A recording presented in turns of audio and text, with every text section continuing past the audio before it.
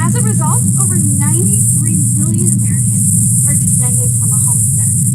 But even those who aren't descended from a homesteader, their ancestors would have been by this act, which had a huge impact on the industrialization of agriculture, of cities like Kansas City, and Omaha, and Chicago, and as a result, over 93 million Americans are descended from a homesteader.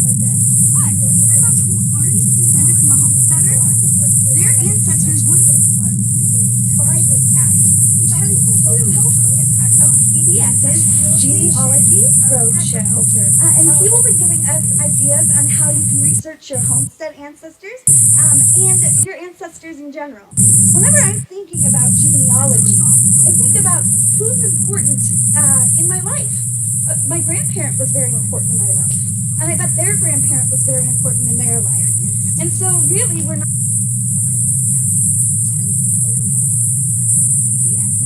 Genealogy Roadshow. And he will be giving us ideas on how you can research your homestead ancestors and your ancestors in general. Whenever I'm thinking about genealogy, I think about who's important in my life. My grandparent was very important in my life. And I bet their grandparent was very important in their life. And so really we're not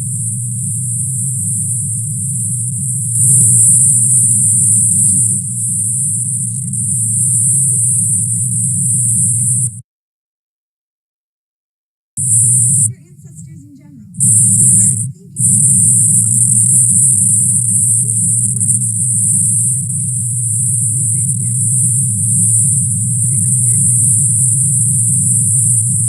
Whenever I'm thinking about genealogy, I think about who's important in my life.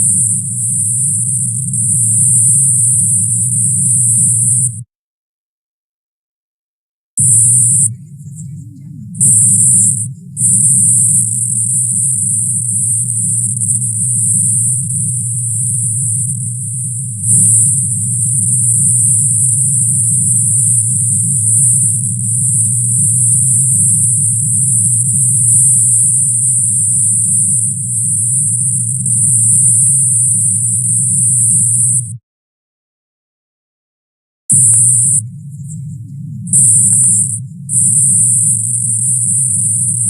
And while it's interesting that I look at my background and I knew about the Homestead Act from school, right? You hear about it and you're not really sure what it means for you until you realize that it's because of the Homestead Act and because of the work of my relatives and my ancestors that I'm able to be here today.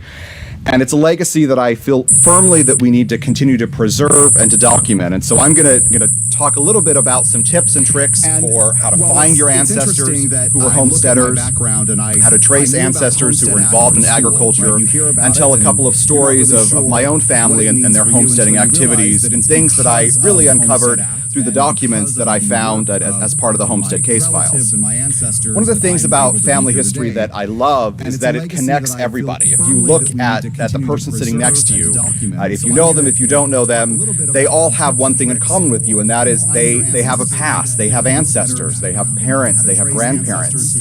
And those stories are all unique, yet they all come together at some point to this moment, or the moment when your grandparents got married, right? What brought your grandmother and grandfather together? And when you think about those moments, it's what makes family history a very powerful component.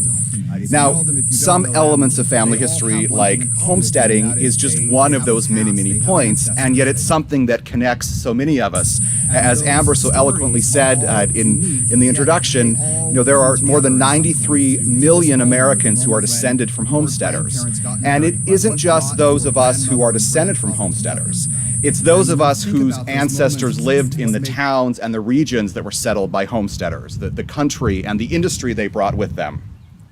How did they sell their goods? How did they buy their products? You think about the entire local,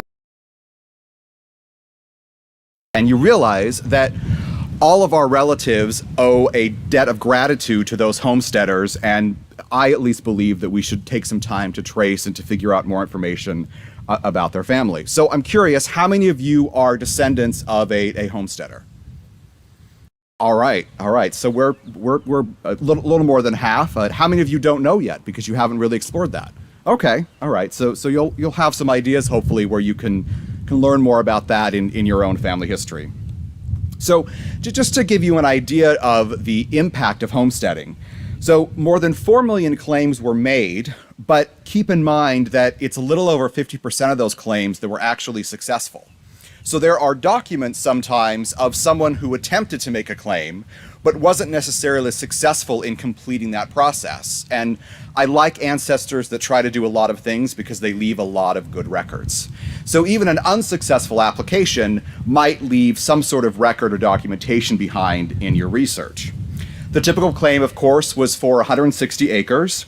And as Amber mentioned, the story stretches from the middle of the Civil War all the way through into the late 1900s, where it reached its peak in 1913, where more than 11 million acres were claimed. So how do you find your part of that story?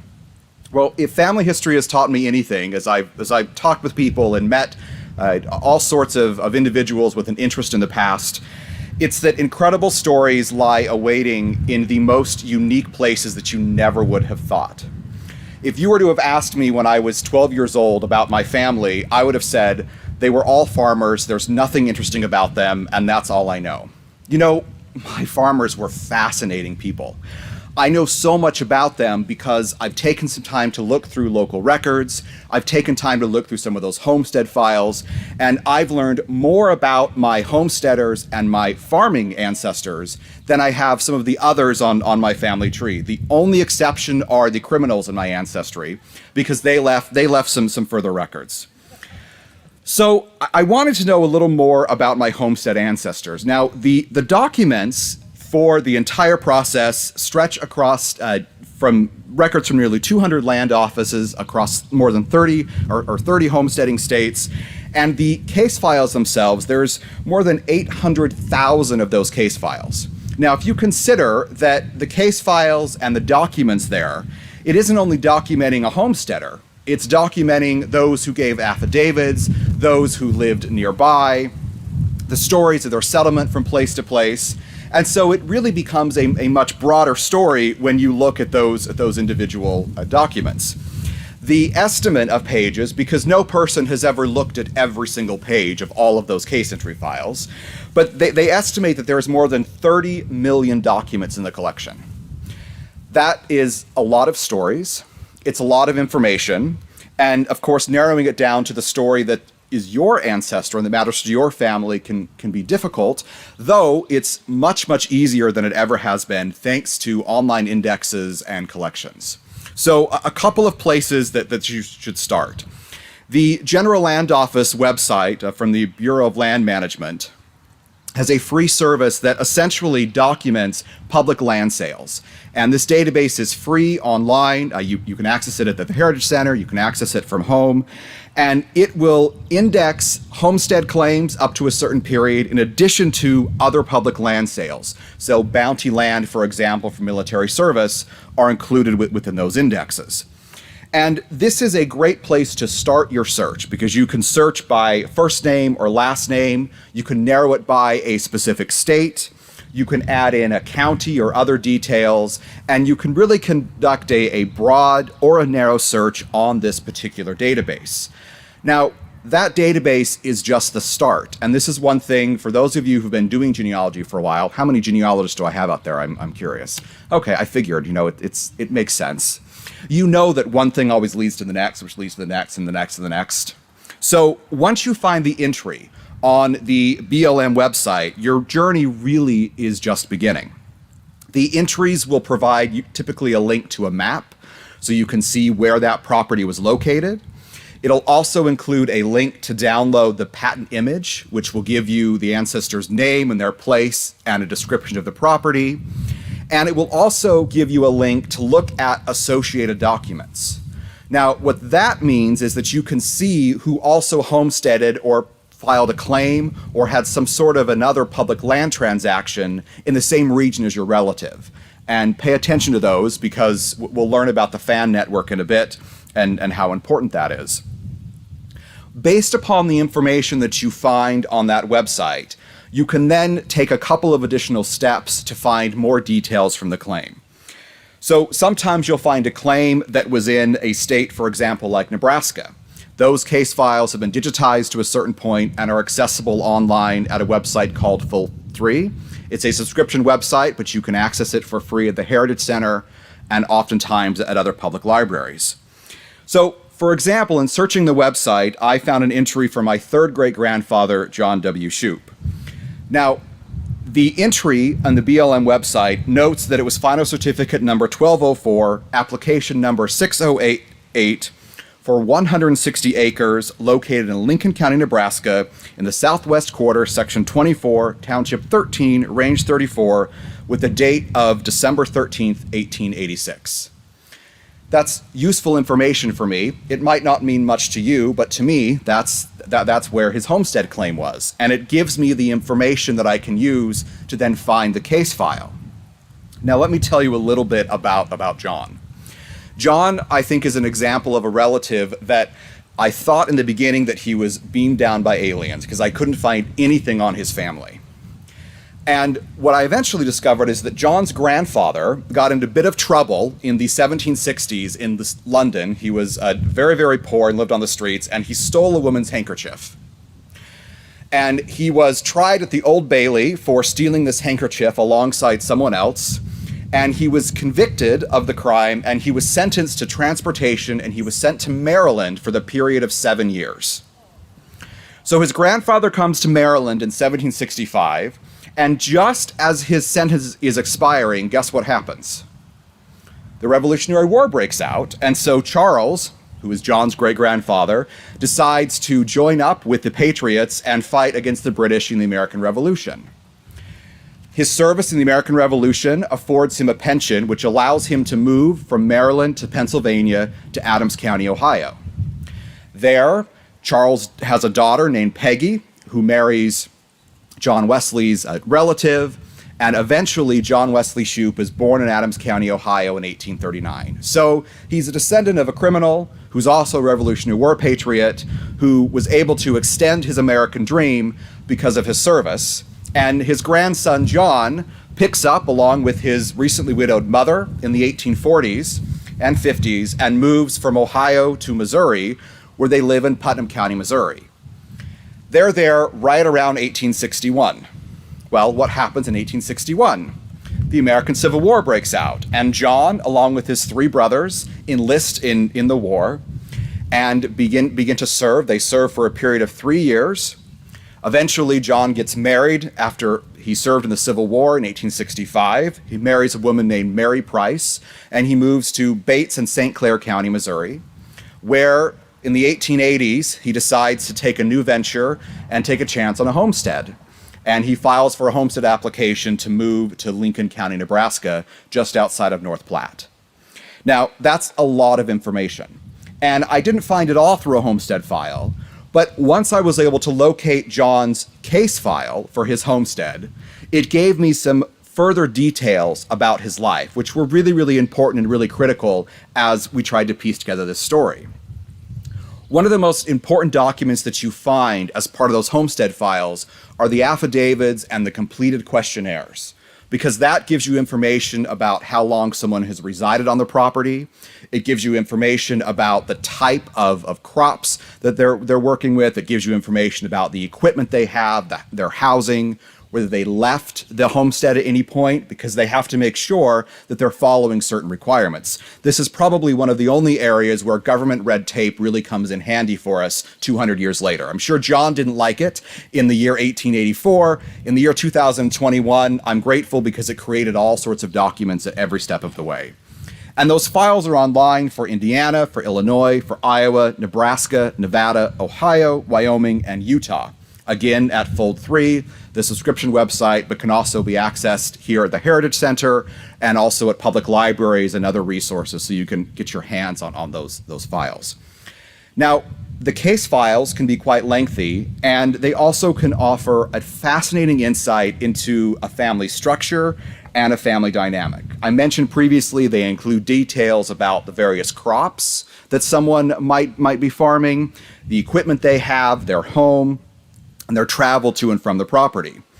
They also include details about potential military service, details about the family, number of children, marital status, all sorts of things that can give you an additional insight into someone's life. So John's file told me that he served in the Civil War for 3 years as a private in Captain Ewing's Company A, 1st Battalion, 13th Regiment of the U.S. Infantry. He actually enlisted across the Missouri line in Iowa, so I wouldn't have found his records in Missouri. He enlisted in Iowa, but now I at least knew where he enlisted. The Homestead file notes that he was born in Adams County, Ohio, and that at the time when he enlisted, he was 5 feet 7.5 inches high. He had a ruddy complexion, brown hair, and brown eyes. Now, to me, that is about as complete a picture as you might expect to find of someone who was living in the 1860s, absent a photograph. And that information is safely preserved in the Homestead file, so make sure that you watch for details like that. John had raised 5 children in St. Clair County, Missouri, and he states, to quote him exactly on his affidavit, that he has been a farmer all of my life. His homestead equipment included a plow, a spade, a wagon, a team and harness, shovel, and forks. The materials also revealed an additional dynamic in the family that I didn't know about, and neither did my grandmother. So one of the qualifications of receiving a homestead is that you maintain residence on the property for a period of time. That's one of the purposes of homesteading. And so you have to be very, very detailed about trips that you take back and forth if you leave the property. Now, those who were part of the affidavit, so those who witnessed his claim, and these are things you want to pay attention, they noted that he had only left the county once in 1883 to go and visit his children and family who were back in Missouri. Now, that was different because I thought the whole family had moved from Missouri together to Nebraska, because that's the way the story works, right? The whole family moves together and they come and settle in a new place. That wasn't the case.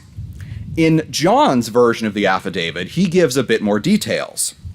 He notes that he went back home because his wife refused to leave Missouri, would not go to Nebraska, and absolutely did not want to homestead, did not want to live in Nebraska, and did not allow him to take the children, who were very young, with him to Nebraska. So he had to go back and visit the family.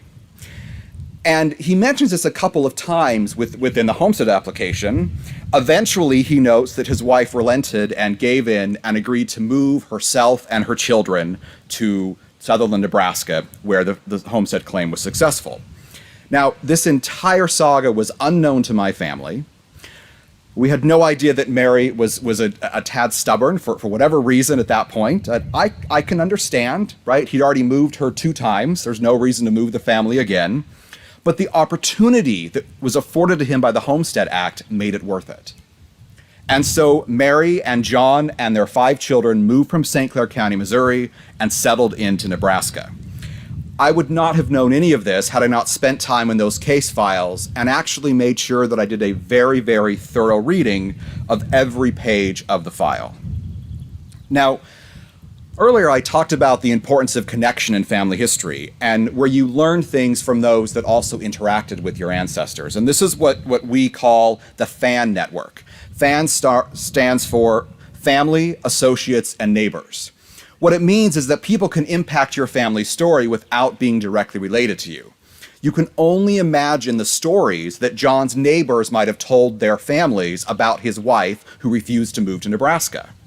That's all part of my homestead story. And so the FAN network becomes extremely important in genealogical research, but can play a very important role in family history research. When you return to the Bureau of Land Management's website, there was that link I talked about that mentions related documents. You want to begin searching for those that also homesteaded near your direct ancestor. One of the biggest mistakes that you can make as a genealogist is to only focus on your direct line. Collateral lines, uncles, cousins, part of the story. One of the legacies of the Homestead Act that I see from a family history perspective is that it became a multi-generational situation. It impacted so many individuals. And so you have to take a little bit of a look at some of those stories. So when I began to broaden that search, I learned more about John Shoup and his family's life. A few years after John successfully received his homestead and the claim was approved, two of his sons, James and George, also filed claims of their own directly near their father's property. So that it passed on a generation. The chance for John to move to Nebraska had now opened up that opportunity for his sons to begin with farms of their own with their new families, to have 160 acres, and to start their own lives. But broadening the search just a little bit, we learn even more. And that was when you take out the first name and just look for the surname.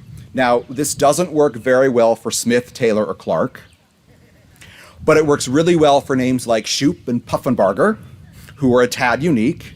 And so try and find a unique name in your family history and then broaden the search. When you take out the first name and you just search for Shoup in Nebraska, we find a William H. Shoup who homesteaded just across the border in Custer County, Nebraska. Now, it turns out that when you read William Shoup's homestead file, he also served in the Civil War from Missouri, from the exact same place that John did, and in fact, he is John W. Shoup's brother. William, however, had a very different path in his life. William never married. Instead, after returning from the Civil War, he farmed in Putnam County, Missouri, and he cared for his mother, who had become a widow at a very, very early age. His siblings moved on and married and had families of their own, and William stayed behind to care for his mother. Now, it might seem interesting, why would I trace someone who has no living descendants? Well, because if I don't, who will? And also because William's story directly impacts the story of John. William and John's mother passed away in 1883. William was, based upon census records, was about 56 years old. At that point, what was he to do? He had no living relatives in Putnam County, Missouri. However, his option was brought forth from the Homestead Act because he filed for a homestead application in Custer County, Nebraska to follow his brother John. The papers note that tragedy befell him in 1887 when he broke his leg, and he had to leave the homestead for several weeks to recover before he could come back. A different county, right? Different first name. I had no idea that William even existed, and my grandmother didn't even know about William at all. But if you want to know the rest of William's story, this is where I love family history.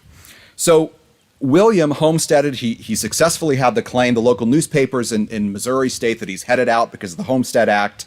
He successfully lives on his own for the next 15 years. And in the early 1900s, he's admitted to the Grand Island Soldiers and Sailors Home, where he passes away in 1904. Today, his grave stands with the initials of W.H. Shoup in the Veterans Home in the cemetery there, amongst hundreds of others who served alongside him in the Civil War. We'd probably driven through Grand Island multiple times in earlier trips and earlier research, not even realized that John's brother was living there. And a visit to the Soldiers and Sailors Home and a knock on the door brought a packet of information about William that included a letter that had basically been unopened that had arrived after he'd passed away from his sister, that wished him well and said that she was planning a visit. Without the homestead files, I never would have figured out the rest of William's story. And that's why they're so powerful, because you have to look through every document and leave no stone unturned. Even though William never left living descendants, he never married, he still is a part of my family, and it's why research in the homestead files are so important. So, thus far, using the FAN network and the homestead records, we found information about John, his two children, and a brother. But remember, FAN includes more than just family. It includes neighbors and associates. So I started looking around at those that homesteaded near John W. Shoup. And I came across a name that was familiar to me, and that was Thomas J. Allison. Thomas J. Allison had started his claim on September 12, 1889, and had it successfully approved in February of 1891. Thomas was significantly younger than John Shoup. He was 30 years old, he'd been born in Iowa, and he, like John, mentioned that he'd been a farmer for all of his life. He stayed on his land the entire property except in January of 1889, when, in his own words, he went back to Iowa for a visit to his folks. He built a home on the land as early as 1884, which means that he had actually come to the property when he was in his mid-20s and lived all on his own and had been there just as long as John W. Shoup. Now, part of the trick of looking at the Homestead case files is to spend some time looking through the various affidavits, because you want to see who else is giving information and basically giving evidence that that person also lived there. And wouldn't you know that Thomas J. Allison's claim was witnessed by John W. Shoup. So his neighbor had played a significant part in his life, had documented the fact that he had remained a resident there and his various comings and goings. And on September 12, 1889, John W. Shoup signed a statement that he knew Thomas J. Allison, he knew the house existed because he had been at his home just the evening before. And this is where family history, like the stories of our ancestors, becomes extremely fun. For if you go to the Lincoln County Courthouse in North Platte, you will find a marriage certificate filed on September 12, 1889, for Thomas J. Allison and Cora Loretta Shoup. Cora Shoup is, of course, John's daughter. That day was busy for the family indeed. A homestead application, affidavits, and a wedding. And the day after, Thomas deeded property to Cora Allison to his wife. Not sure the dynamics there or why that exactly happened, but the property ended up to be in Cora's name in North Platte, Nebraska. That day was a very, very necessary day for my own ancestry. Thomas and Cora eventually moved from Nebraska, selling their homestead property, having just enough funds to move up to the state of Minnesota. For Minnesota, they stayed a couple of years and eventually settled in Idaho. And there, they raised Lloyd E. Allison, who was my great-grandfather. Now, guess what they did when they got to Idaho? They homesteaded, of course. That's what you do. But that's a story for another day, which is why I'm coming back tomorrow, so I can tell you more about the Allison stories in Idaho and Oregon. But there are thousands of files that exist for those like John Shoup, William Shoup, and Thomas J. Allison, and they each tell very, very unique stories. Now, some might say, as I thought in the beginning, that the Shoup and Allison families were just farmers, but I would absolutely disagree with this. They were trailblazers, they were pioneers, but most importantly, they were homesteaders. And I'm proud of my homesteading ancestry. I like to research and find out other stories of homesteaders. So how do you use this for your own family? Start with the Bureau of Land Management, the General Land Office online index. It's free. Anywhere you can get online, you can access that index, and you can start to trace and use the FAN network. But what if the case file you need isn't online? Well, just not to tease too much about tomorrow, but their files exist. They're in paper format, and you can access them on site at the National Archives and Records Administration in Washington, D.C. You can also ask for them via mail, and they'll make a photocopy of those records and send them to you. And I'll share a little more about that process tomorrow. But there's even more resources you can use to find details about any ancestor involved in agriculture. The United States has kept a federal census beginning in 1790 every 10 years. And the census has various purposes. It's representation in Congress. It helps to account for various resources being distributed. For genealogists, it is the benchmark that we use every 10 years to document a family. Now, earlier censuses between 1790 and 1840 only include the head of household. The other members of the household are represented by what we call little tick marks based upon their gender and their ages. So they're helpful, but not that helpful.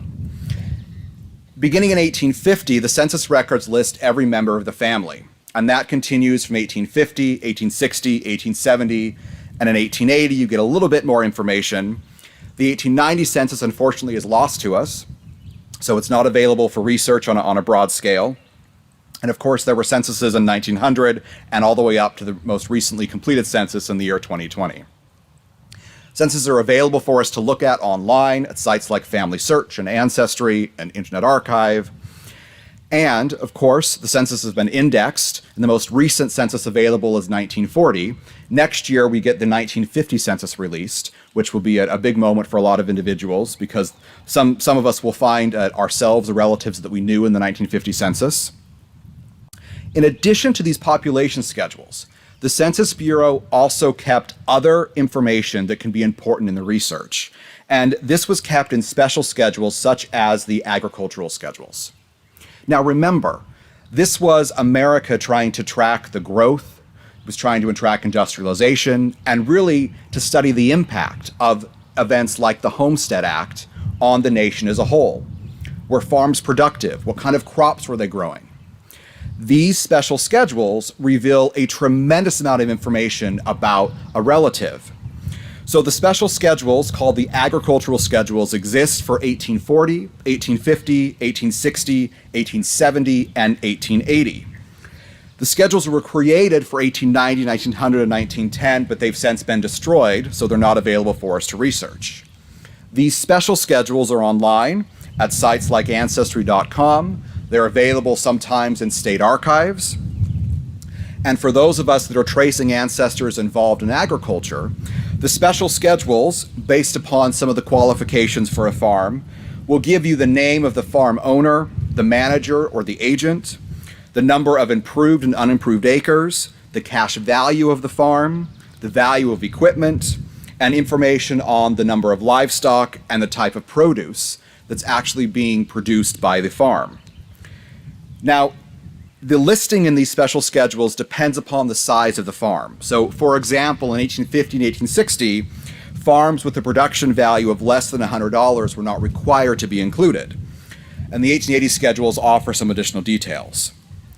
So, returning to the Allison family for just a little bit, Thomas J. Allison, so this is the man who married Cora Shoup, his grandfather was a farmer, of course, who lived in Ohio. And the agricultural schedule of 1850 reveals that he and his wife Nancy owned a property valued at $1,650. Now, this is key. When you're using a census, you want to look to see the property value of your ancestor and the value of those that are living nearby. That helps to give you information on how large the farm might have been, and perhaps if it was a family that was working on other farms versus owning the farm themselves. Next door to Thomas Allison is John Allison, his son, and William Knox, his son-in-law. They have very, very little real estate property in the census, just enough for probably a house and a small garden. Based upon the census schedules, it appears that they were actually working on Thomas Allison's farm, which would make sense because farming is a family affair, and that would help to support the entire family. Now, I can learn that from the basic population schedule, but the agricultural schedule gives even more details. I know that the Allison farm included 415 acres, 125 of those were improved, and 290 were unimproved. The value of the farm equipment that the Allison farm had was valued at $60. Their livestock was valued at $266 and included 3 horses, 4 cows, 22 cattle, 35 sheep, and 28 pigs. Now that might seem like a mundane detail to some of us, but to me, that's as much information as I'll ever have about this farm. And I can write that, I can share that information.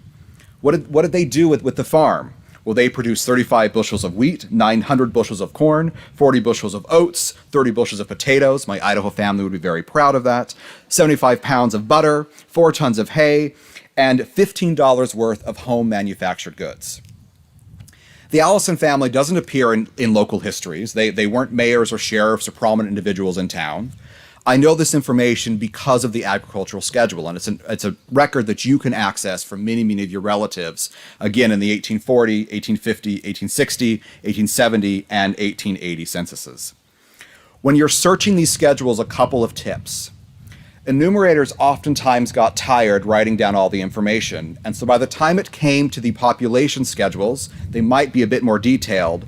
When it came to the special schedules, they began using initials very often. So Thomas Allison appears on those agricultural schedules just as T. Allison. So when you're searching online in a database, sometimes you might not want to include the full name of the relative, maybe just the surname or the first initial, to find out more information to see if they have something in the agricultural schedule.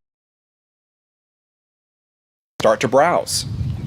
And always look at the page before and the page after when you're using the specific types of records. Again, websites like Ancestry and Family Search have digitized large amounts of these schedules that you can get your hands on. In addition to federal schedules, there are also state censuses. Now, state censuses vary by state and by year. They oftentimes occur on the 5. So federal censuses occur basically every 10 years, 1880, 1890, etc. The state censuses are often 1885, 1895, or 1905. They vary in detail depending upon the state and what they needed to collect at that time, but very, very often they include information about farming and agricultural and other industries because they're really trying to figure out what's happening in the local area to give more information to a broader number of individuals. So make sure that you spend some time, in addition to those case files, spend some time in those agricultural schedules. Now, other records that exist to help you broaden the story of an ancestor who is a homesteader or who is a farmer. Probate and estate records can be very, very key.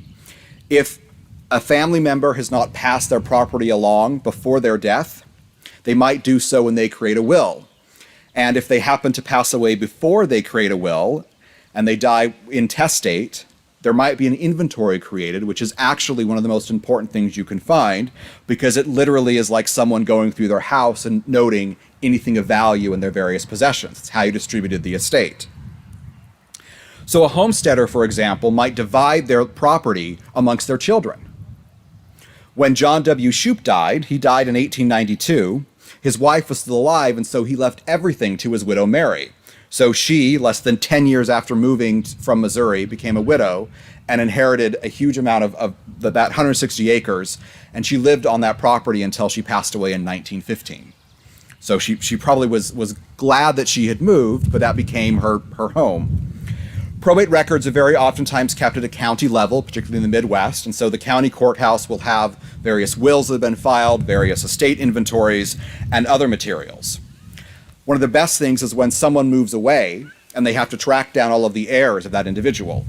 So when Mary Price Shoup, when John's wife passed away, she had children that lived in Montana, in Idaho, and in Colorado, and in Nebraska. And so they had to contact each of those descendants, each of those children that were heirs to the estate, and gather information about them so they could make sure they received a proper inheritance. If a homesteader left a will, that can help you to identify family dynamics. But if there is an inventory, or even some of the items listed in the will, this is when you learn about their life beyond that particular land. So, for example, in the will of Mary Shoup and in her estate files, in addition to the land and the farm equipment and the debts that the estate owed at that time when she passed away, which indicated she was likely still actively working on the farm, supported by her children, I'm sure. There's also mentions of books and tables and furniture and bedding and giving the best bed to this daughter and the second best bed to that daughter. And there's mention of a family Bible. That same family Bible now sits on a shelf in New York City because it ended up going from Mary to her daughter Cora, from Cora to her granddaughter Martha, which was my grandmother, and then was given to me. The Bible documents the family between the 1860s and the 1890s. And I know for certain that Mary read the entire Bible because she initialed in pencil the date and her initials every time she finished a particular chapter in that family Bible.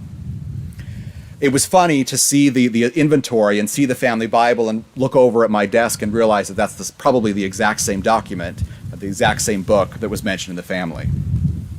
So this is where you learn more about a family just by extending into other records and other resources. Another record set that you want to take a look at are local newspapers. Local newspapers are very significant for tracing homesteading ancestors because typically a legal notice is required to be published for a homesteader. So you'll find a legal notice of that in a local newspaper. But there's also all sorts of local information, local gossip, local travels.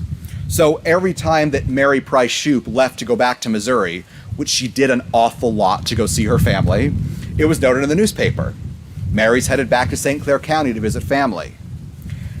We learn about visitors coming to see her. We learn about information that's happening to her children in Idaho and in Minnesota and in Colorado. Advertisements for help and assistance when the farm might need additional farm hands or laborers. You might find those in a local newspaper. Advertisements for produce or livestock sales, found within a local newspaper. Land transactions when property might transfer from one person to the next, all within the local newspapers. And local newspapers also can give you a great look at a community.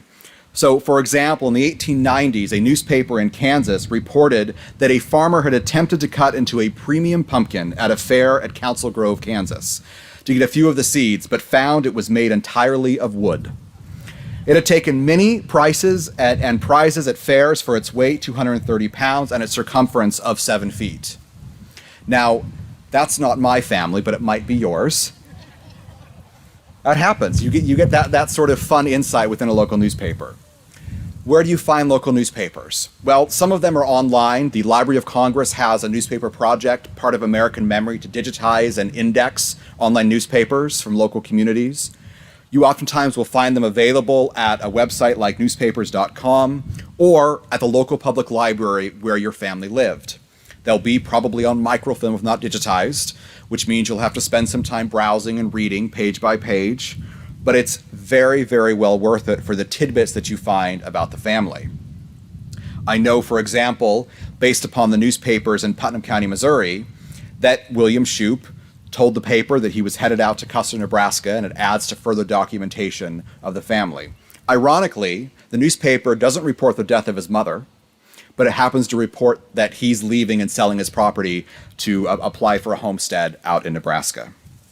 Now, there's so many other resources that you can use to trace a farming ancestor and a homesteader. I could go through hours and hours of different fraternal organizations that exist and different movements that have been put together to try and protect the family. Local historical societies, local museums can be critical.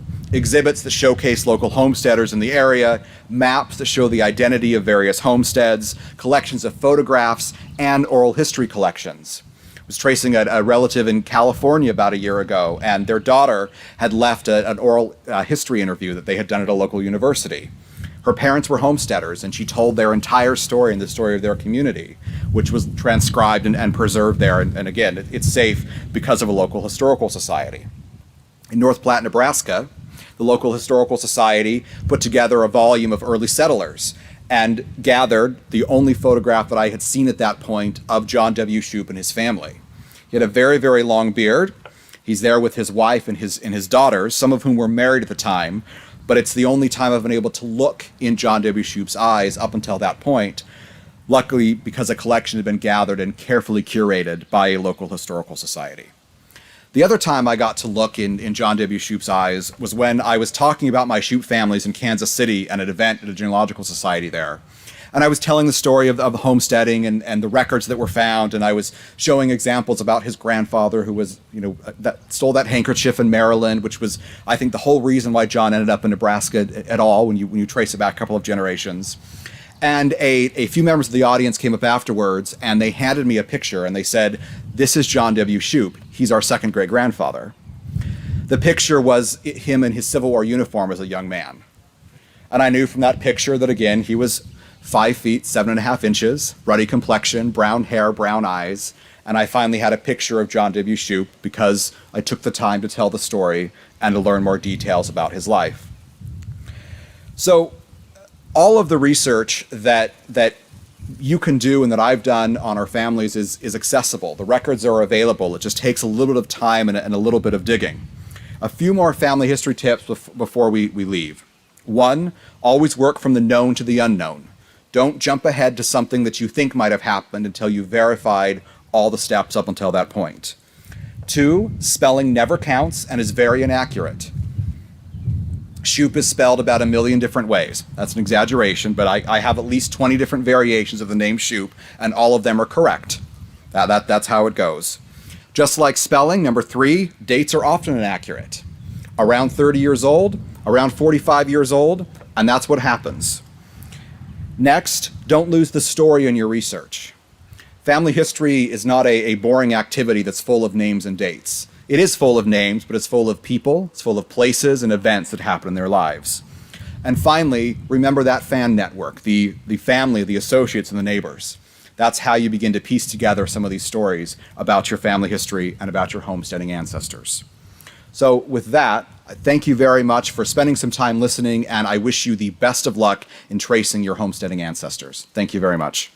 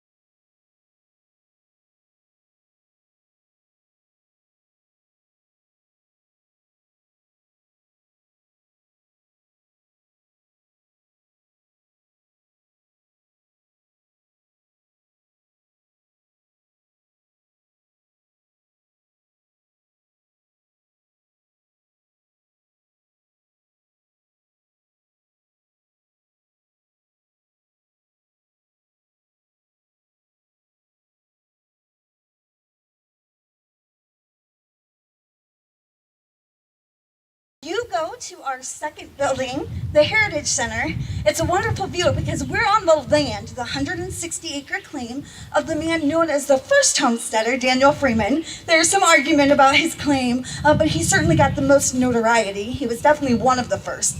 But we also have the tractor of the last homesteader. It didn't end in that state until 1986. So 123 years, it was active in 30 out of the 50 states. Now, the Homestead Act was open to women if they were over 21 and head of household, and this was 60 years before women could vote. They had a pathway to land ownership under this law. You also didn't have to be an American citizen. You had to declare your intention to become one. And so different people from different countries and different cultures brought their musical traditions and their heritage and their stories and their various traditions with them. And so coming up in a moment, we're going to have Mariachi Zapata that's going to perform some of the musical traditions that came from Mexico on the promise of the Homesteading Act. We do have case files. We have interns who have done research on various Latin homesteaders. But that's just going to be a couple of moments. So we're going to touch on what we have to offer here. So in the Education Center right now, we have our traveling art exhibit. That space in the Education Center is usually where we do have traveling exhibits that come every few months. We also have our farm implement room. It's going to show the evolution of that technology available to homesteaders, starting with the hand tools to the McCormick Reaper. Then there's also 3 short videos. Our primary interpretation center is down the road. It's our Heritage Center. You'll notice it kind of looks like a big wave, and that's strategic. It's facing west, symbolically, and it's supposed to look like a hand plow going through the prairie. What would that prairie grass do as it encountered that? You'll find our research computers there, as well as our museum, and our 22-minute film, Land of Dreams, which is going to tell this homesteading story from multiple perspectives. Now, we also have the one-room schoolhouse original to this community, District 21 School, or the Freeman School. It's catty-corner to this building. All through the summer, the interior is open from 1 to 4. The exterior is open sunrise to sunset. There's so much we can learn about this community from this building. So it's on the same spot it's been on since 1872. It was actually active until 1967. Raise a hand, anybody here went to the Freeman School? Oh, they've been there. But we often encounter students who will come and visit the school.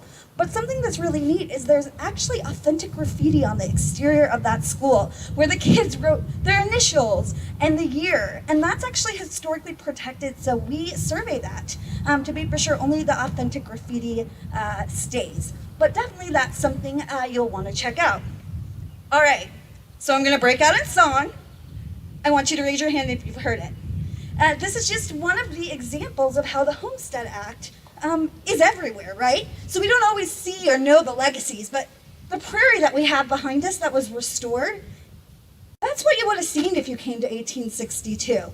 The rows of fields that you see now, a lot of them, over 50% of the state of Nebraska, was settled directly through the Homestead Act. But there's also musical legacies. So I want you to raise your hand if you've heard this, okay? This is just oh, give me go home where the buffalo roam, where the deer and the antelope play, where seldom is heard a discouraging word, and the skies are not cloudy all day. Home, home on the range, where the deer and the antelope play, where seldom is heard a discouraging word, and the skies are not cloudy all day. So raise your hand if you've heard that. Thank you. Raise your hand.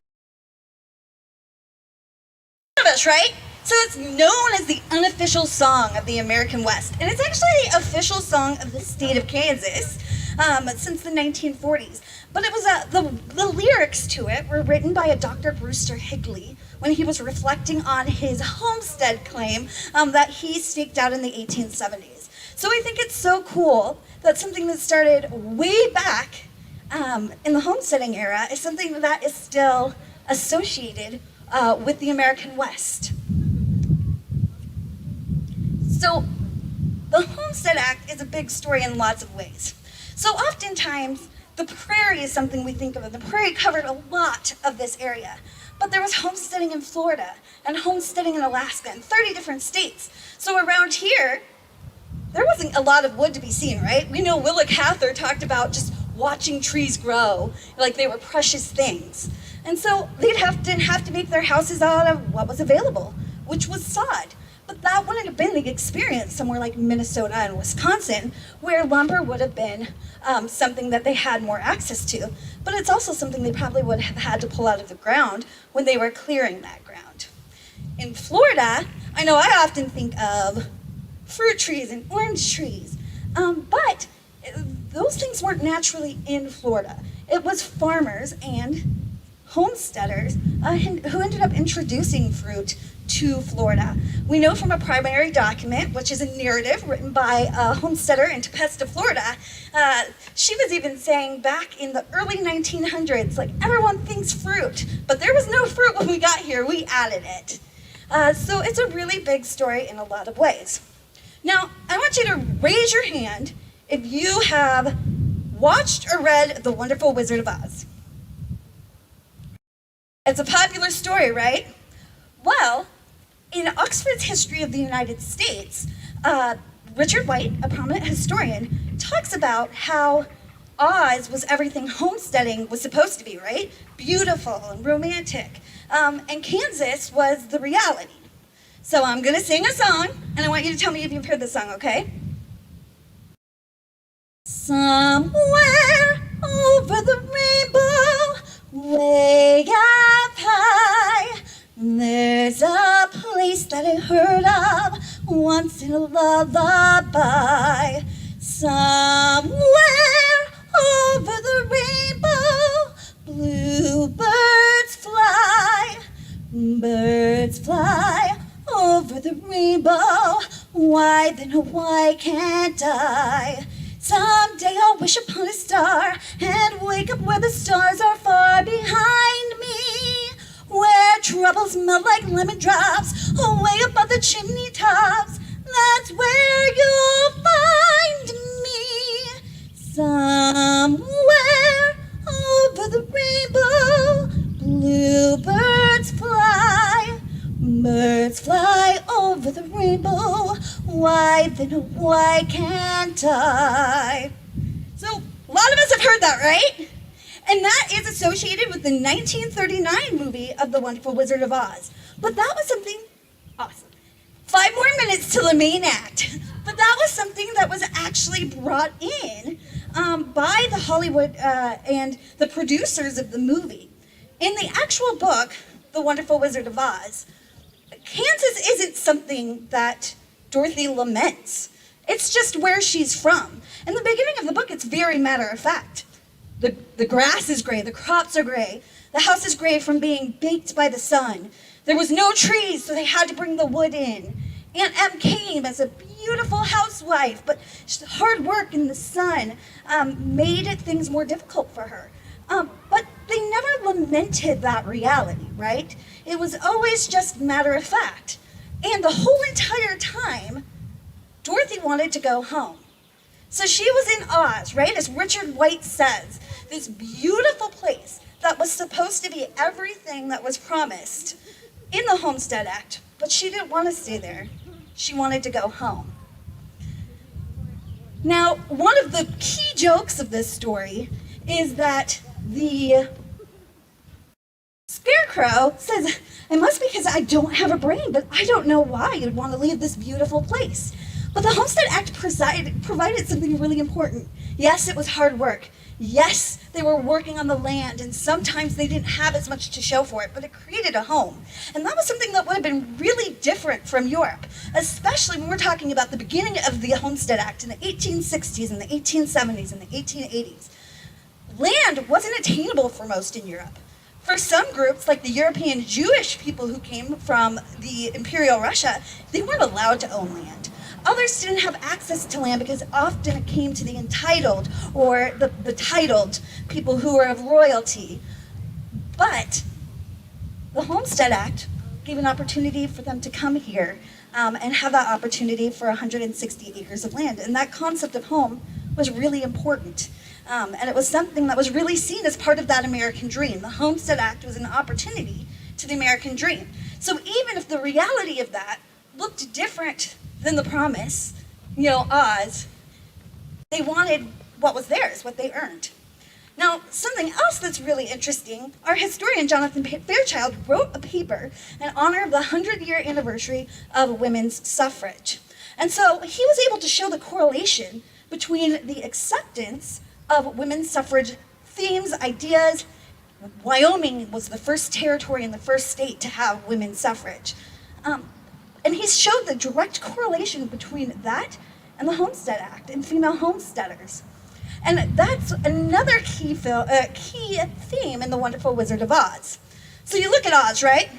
And there's the Wicked Witch of the West and the East, and the Wicked Witch of the North and South. We just have Glinda in the movie, but in the book there's two.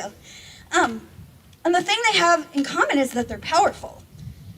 They choose if they're good or bad, but the women are powerful. Dorothy was somebody, when I was looking through the research of both Richard White, but also our historian Jonathan Fairchild, I realized that Dorothy wasn't just a homesteader who was a strong, independent thinking woman who helped guide her way through Oz, right? And the male character, the great, powerful Oz, he ended up being a fraud, right? It was the women who saved the day, her independence. And seeing that Dorothy wasn't just a homesteader or the descendant of homesteaders or living on a homestead. And she wasn't just a strong female character.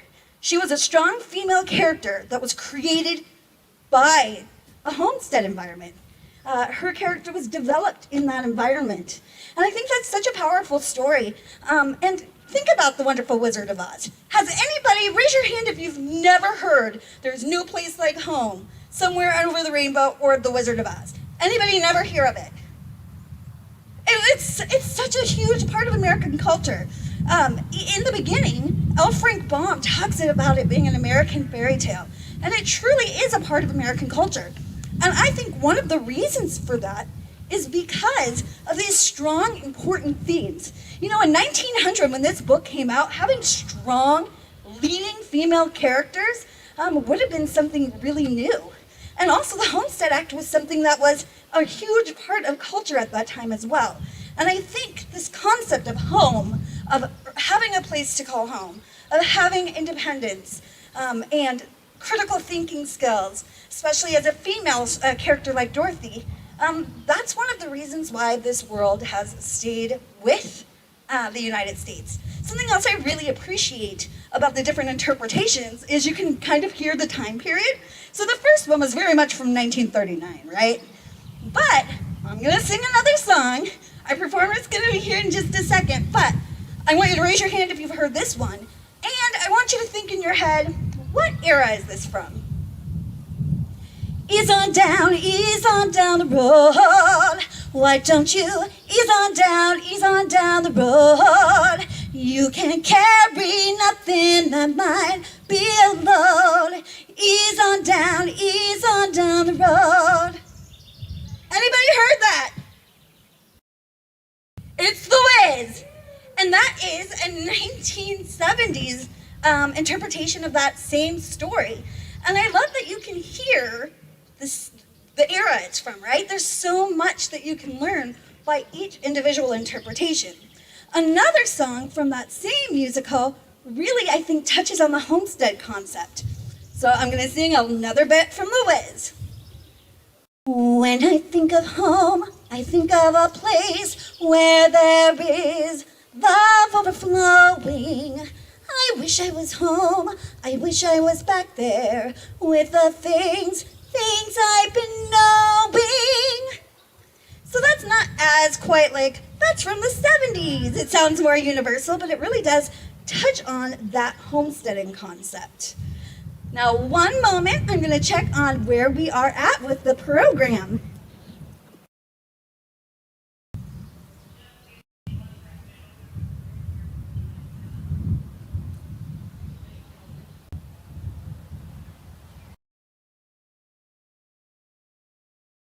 You want to. And now I'm going to welcome up my colleague, Ranger Jessica. I can guarantee I'm not going to sing for you guys. This is our buy time. Buy time, buy time. Can I just see a show of hands? I'm very curious of who's the first timers here? How many of you have visited here? Today is the very first time you've ever visited. There's 2 of you, so I'm just going to be talking to you guys today. Well, welcome to Homestead National Historical Park. It's so hard to get that name right because we just changed it from Homestead National Monument of America, and it's been ingrained in me for at least 13 years since I've been working here at this park site. I guarantee that, like many visitors that come through this national park site, I am not a descendant of homesteaders. My family was in manufacturing. And if you have not visited the Heritage Center, I would definitely suggest go up there because of these computer resources that definitely our last speaker had alluded to find homestead records. Well, I got curious one day and I started tapping around using my maiden surname, which was Fleming. And it turns out my 4th great-grandfather homesteaded in Beaver City, Nebraska. And is probably the reason why my family is here, because of the Homestead Act. And I find that many visitors that come through here, you guys, from all over the country have aha moments when they learn about the Homestead Act. Because we might be a national park site that's small in acreage, but we are definitely a national park site that is one of the largest in story. No matter who walks through that door, we can connect the person to the homestead story. It might be the town that you live in. It might be the roads that you travel. It might be the food that you're eating. It might be your bloodline. It might be your neighbor. So the Homestead Act itself, when you are up at the Heritage Center, we tend to talk about different umbrellas of themes. One is the land itself, industry, westward expansion, immigration. The people story is enormous. And what is wonderful as a park ranger here at Homestead is we get to dip into the lives of millions of people to learn about their history and how they came to be here in the United States in many ways. Oh my goodness, I think I see our next performers. I'm going to turn the microphone back over to Amber, but for you two out there in the crowd, I just want to say make sure you visit the Heritage Center, our Freeman School as well, our Palmer Epper Cabin, and of course check out our farm implement room here at the Education Center. So here you go, Amber. All right, so we have our next presenter here. We have Mariachi Zapata from Omaha. They're going to help us remember the rich cultural traditions of the people who came from Mexico and brought those cultures with them on the promise of the Homestead Act. So without further ado, help me welcome Mariachi Zapata.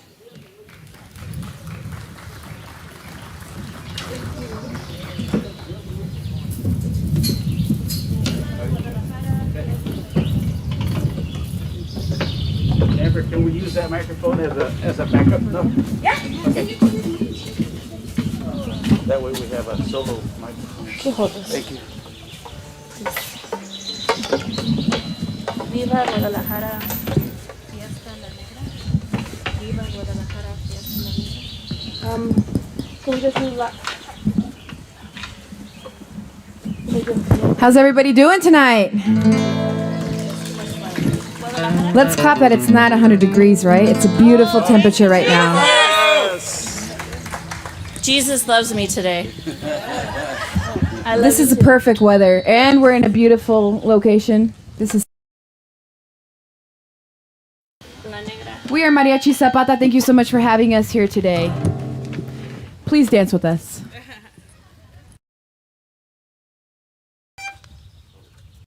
La negra sin la viva.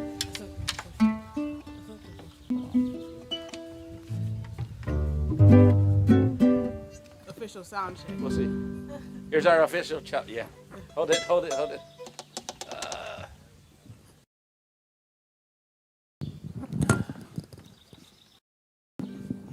That didn't work.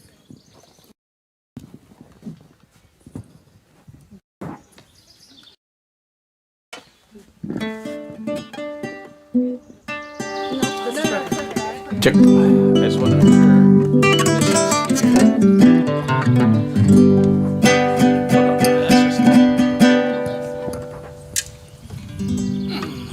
Oh. Nicole, ¿dónde estás? There we go. Lift it up. Something like that.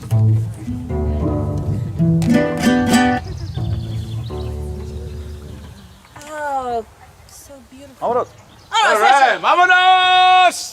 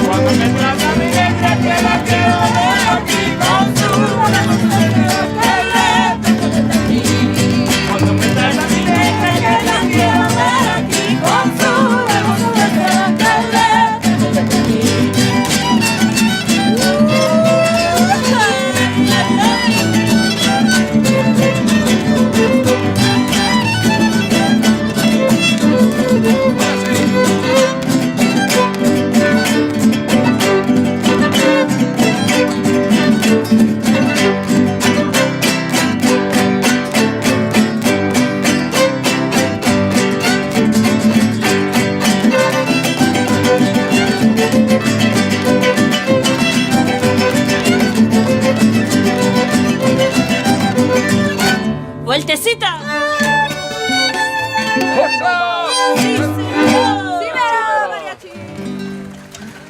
Thank you. And of course, we're Mariachi Zapata out of Omaha, Nebraska. Here we go. Which one? ¿Guadalajara? Guadalajara? Guadalajara? Oh, Guadalajara. Oh, beautiful day. Hey, wait, before we start. Where did everybody come from? Really? Yeah. Yell it out. You're right. This is Mama. Buen hecho. I mean, after that, we all came from our mothers. All right. Get that out of the way. Now. It is when she were playing Secure still. Wyoming? Lincoln, we got somebody from Lincoln. Wow. Michoacan. Okay. Oh, hey. No Lincoln? Yeah. Yeah, somebody they said from- Lincoln. Omaha? Omaha, where you at? No, Omaha. We're the only ones. Kansas, all right. Kansas, yes. Yes. Who's the furthest away? Minnesota! Minnesota. California. You win. Viva Khalifa. California wins. All right. I just want to see where we were. Let's go.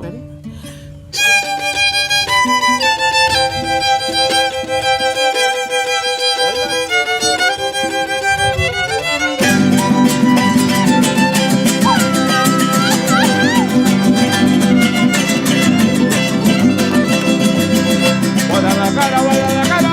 Guadalajara, Guadalajara.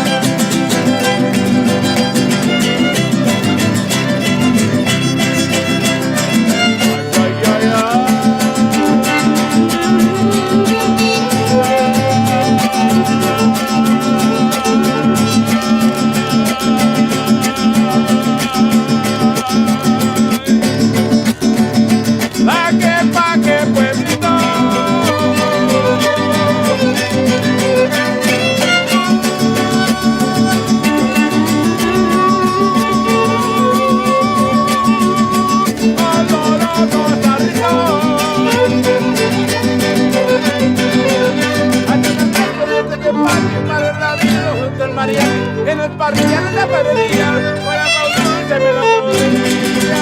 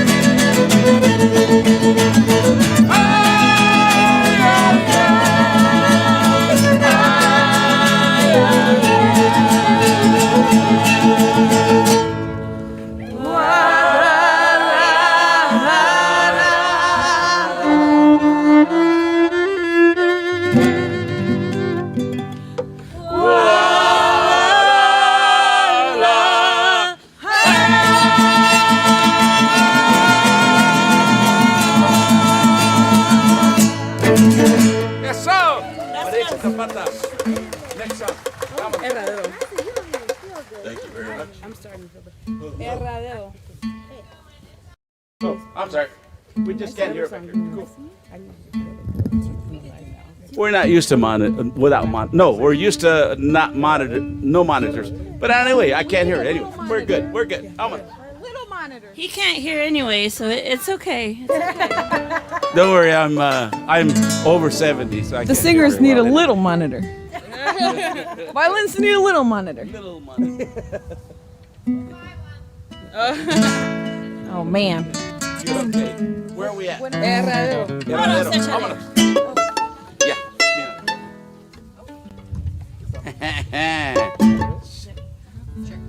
That was fast.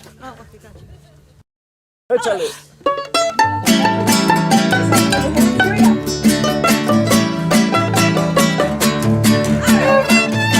Hoy no más.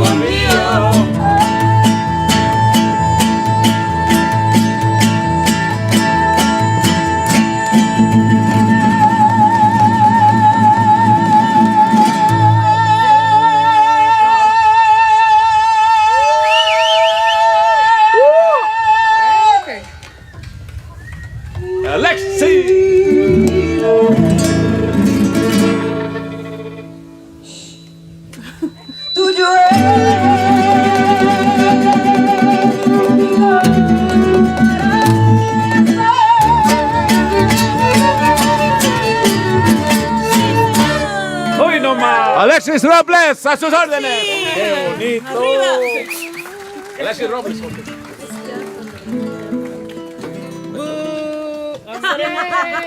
That was good. All right, thank you. No worries. It's always technical stuff. We know that. Okay. It's never the group. Serenata? Whatever you want to do. What do you guys want to hear? Any requests? So, what other activities are going on today? Anybody want to volunteer to yell out? Okay, nothing. It's okay. We're just glad you're here with us. That's what counts. We are too. Somebody may or may have not turned on the wrong street. Yeah, they took the wrong turn, wrong We cornfield. took the long way in It was- the other cornfield. We took the 2 hour and 20-minute route rather than the 1 and 38 minutes. Échale mi chuy. Serenata, vámonos. Hello, hello. Face this way. Hello, hello. I want you. Oh, you heard me. Okay, just want to make sure.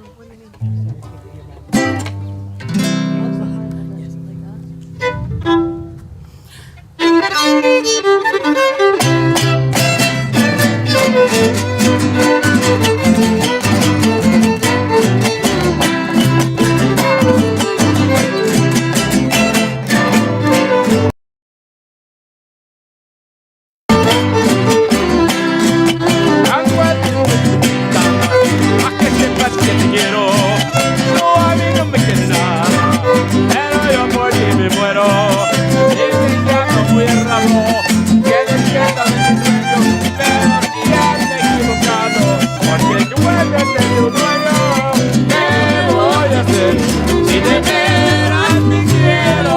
Ya te adoré, olvidarte no puedo.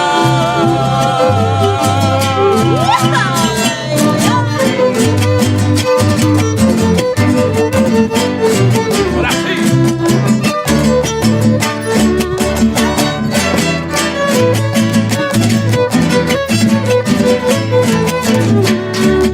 Dicen que para conseguirte necesito una fortuna que no baja del cielo.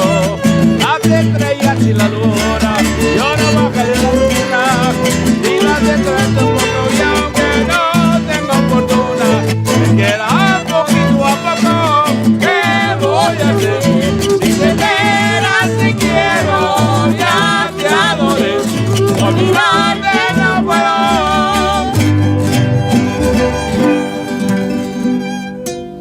Yo sé que hay muchas mujeres y que sobra que me quiera, pero ninguna me importa. Solo pienso en ti, morena, mi corazón se ha subido y ahora no quiere verlo, ya pobre mucho ha sufrido. Ahora tiene que quererlo. ¿Qué voy a hacer si de veras te quiero? Ya te adoré, olvidarte no puedo. Todos. ¿Qué voy a hacer si de veras te quiero? Ya te adoré, olvidarte no puedo.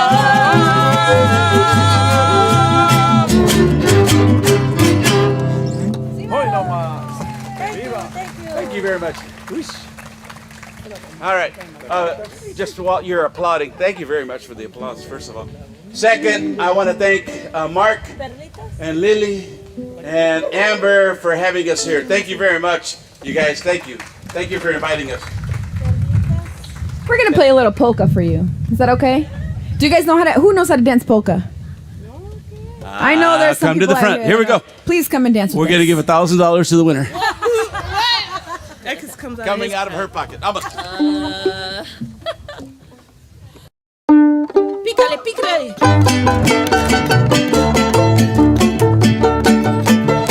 Buenas, buenas.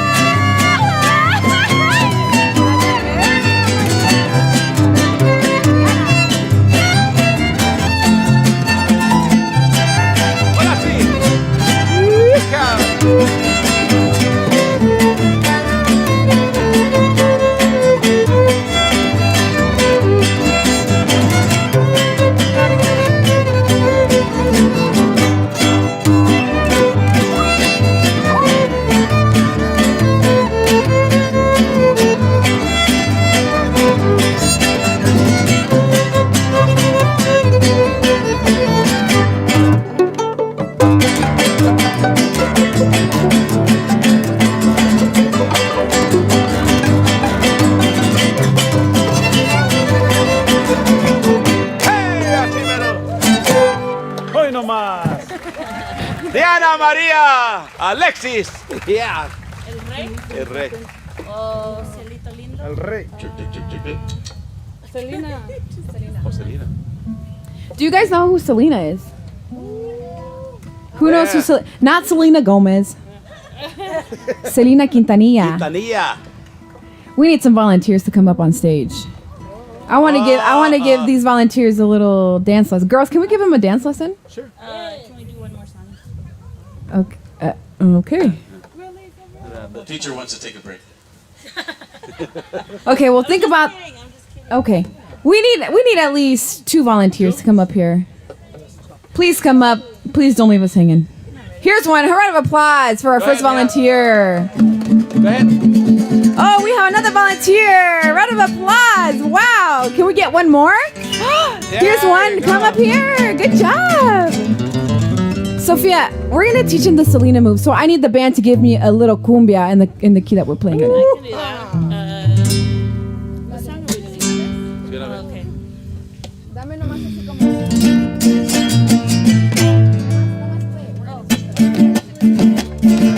All right, this is called cumbia. Do you guys know how to dance cumbia? All right, we're going to teach you guys. So I need my volunteers to come up here with me. All right. Oíla, déjala. She's ready. I need some hands too. Oh no.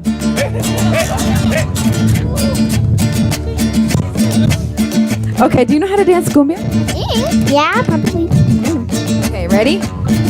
We're gonna do the easy way. We're gonna do 2 steps. Ready? 1, 2, 1, 2, 1, 2, 1, 2, 1, 2, 1. If anybody wants to join us in their seat, they are more than welcome. You can stand on your chair if you want. Oh, we can do a little faster than that, guys. Come on, pick it up. The mariachi band needs a little Red Bull. All right, do you know the other Selena dance move? Yeah. No, I don't know that. Oh, washing machine, washing machine.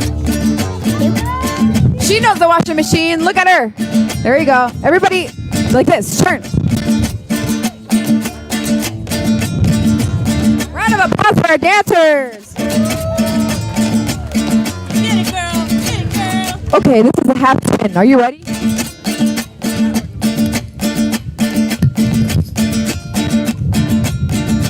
The microphones are not working today.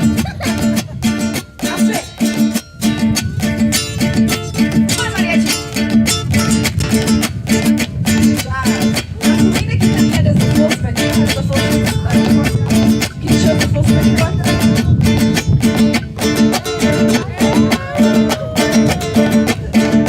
There you go. Round of applause for our dancers. Thank you so much, dancers. You're more than welcome to stay up here. Here we go.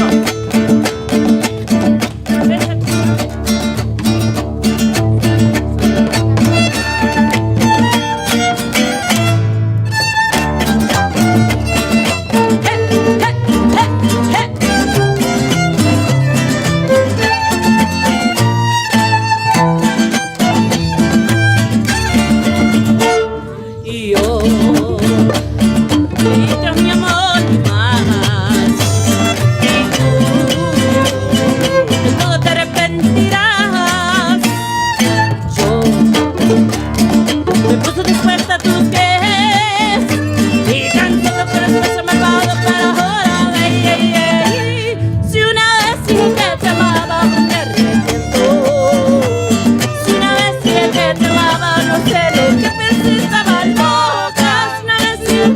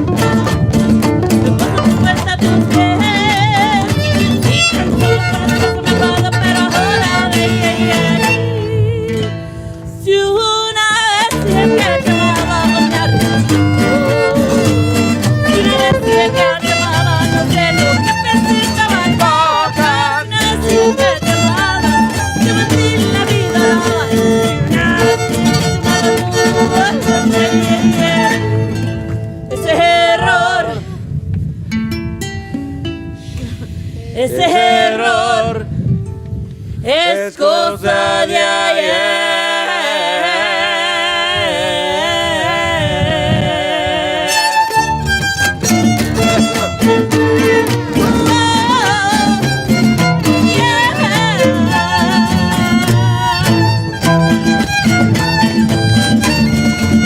Our dancers! Alexis! ¡Bravo! Thank you, Mija.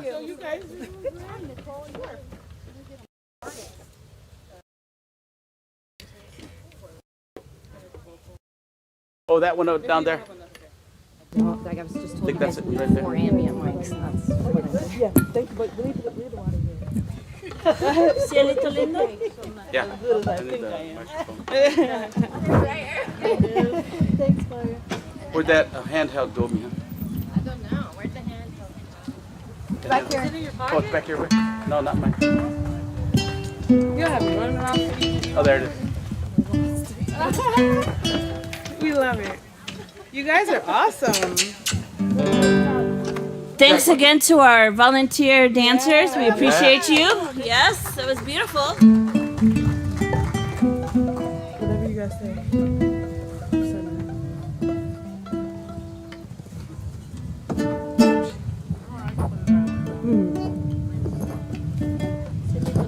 Yeah.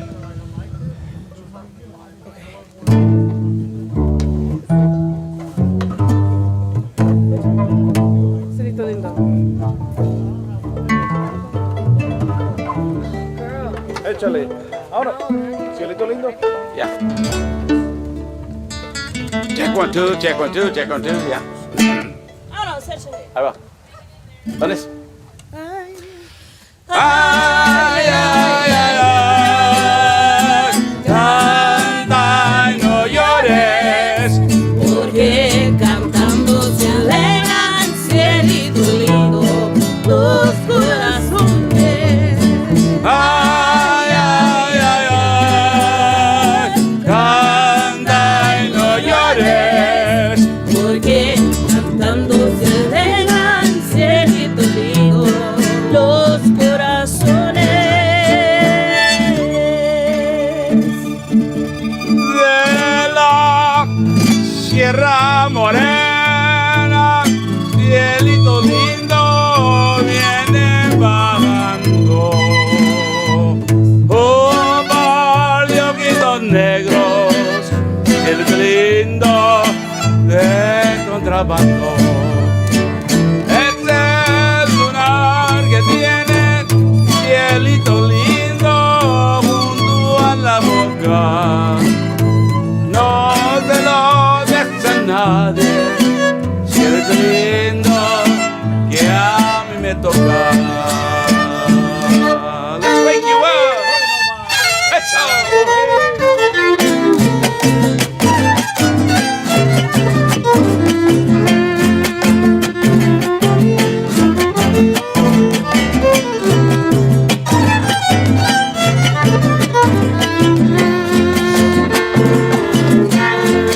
De domingo a domingo te vengo a ver. Cuando será domingo, cielito lindo para volver. Ay, ay, ay, ay, ay. Yo bien quisiera que todas las semanas, cielito lindo, domingo fuera. Ay, ay, ay, ay.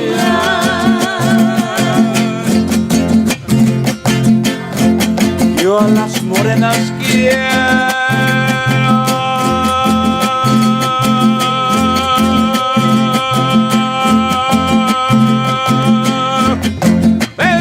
Que tú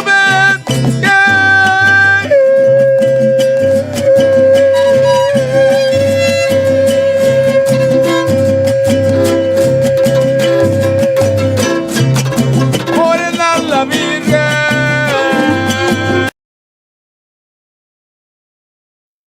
de Guadalupe. Ay, ay, ay, ay, ay. Hey, bien, rápido.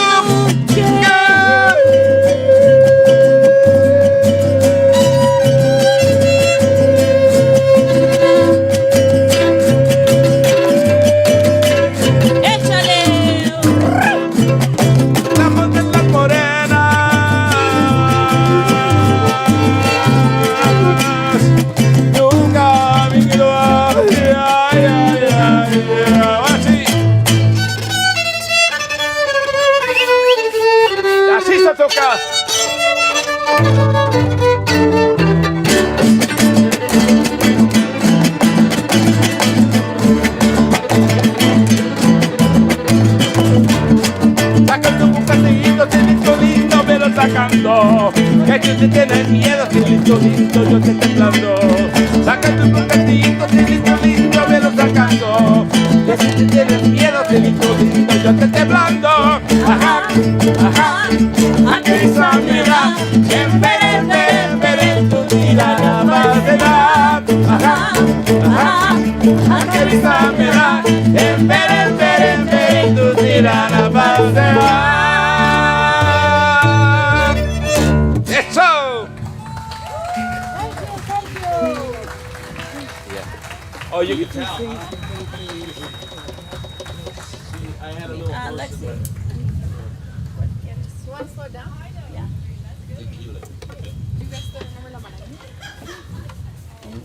The same, right? You don't do that fancy. Yes, I do. Malagueña. Okay. Just start on there. In fa. I'm gonna tell you. Are we doing okay? Is everybody doing all right? All right. Thank you. Okay, malagueña. I'll just regular version. We're gonna slow it down a little bit. Is that okay? As long as it's good. I'm a... Okay. You guys have some strange thoughts. Slow it down. Oh, there you go. Échale, vamos.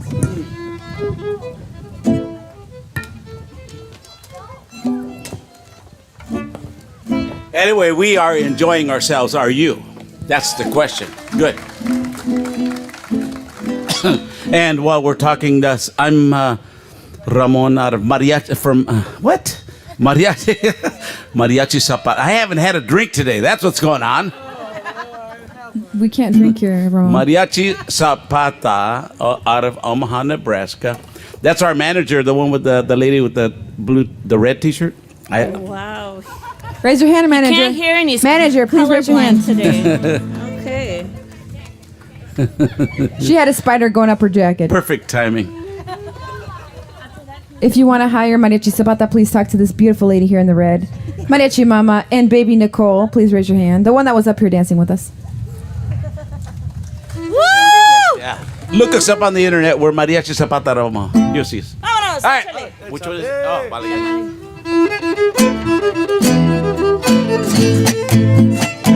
Ay, así mero, mariachi.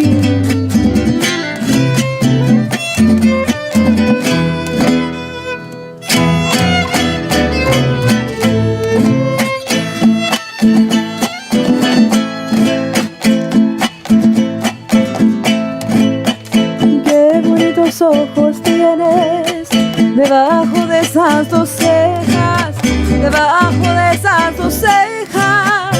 Qué bonitos ojos tienes. Ellos te quieren mirar, pero si tú no los dejas, pero si tú no los dejas, ni siquiera parpadear.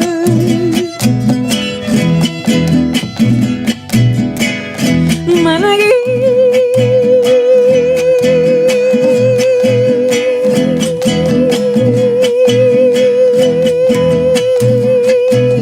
salerosa, besar tus labios quisiera,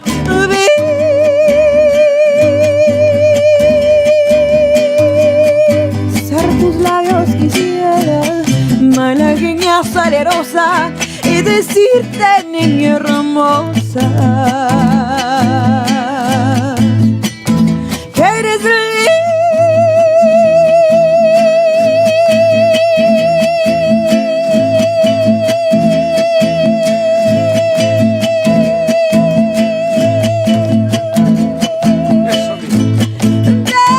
hechicera, que eres linda y hechicera, malagueña salerosa.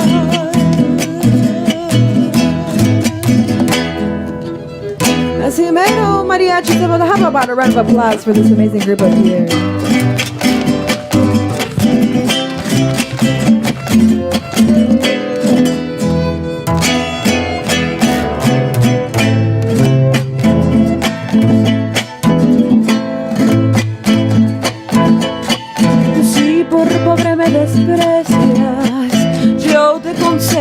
corazón, yo te concedo razón, si por pobre me desprecias.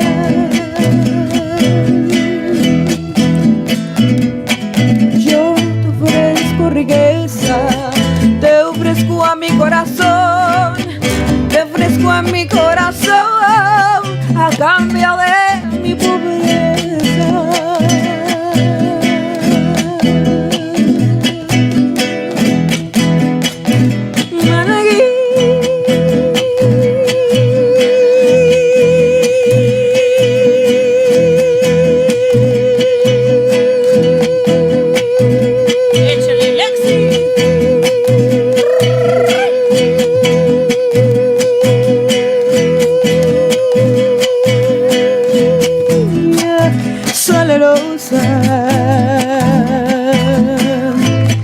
Besar tus labios quisiera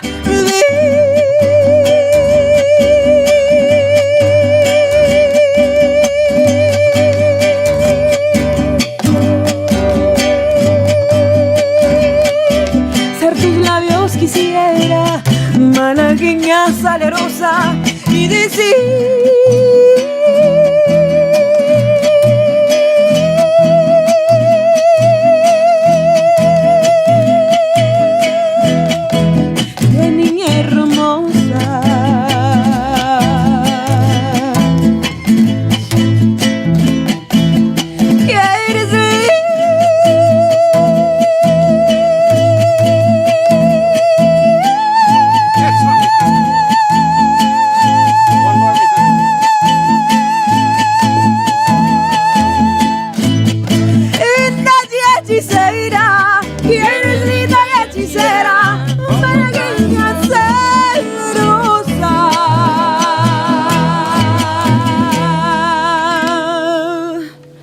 como el gato.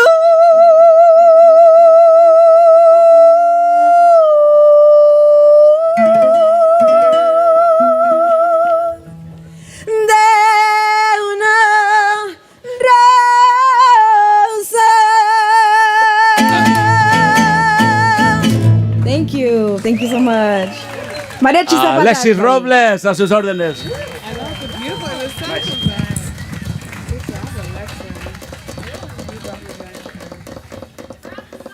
There you go. Thank you. A little story about Lexi's. She started her first gig with us was when she was 9, and so Or we've 8. invited her ever since. Or 6. She's been a part of Mariachi Zapata. I think. Are you? Yeah, you are. She's a permanent member. We have this little club. We call it permanent members of Zapata, Mariachi Zapata. Anyway, now she's in her 30s, and She made it onto American Idol and The Voice. I lied. She's in her 20s somewhere. She's 25. And you know, she was a contestant on the American Idol. Yeah, And twice. also The Voice. And then she came back to, Nebraska because, it's home. Real people. Real people.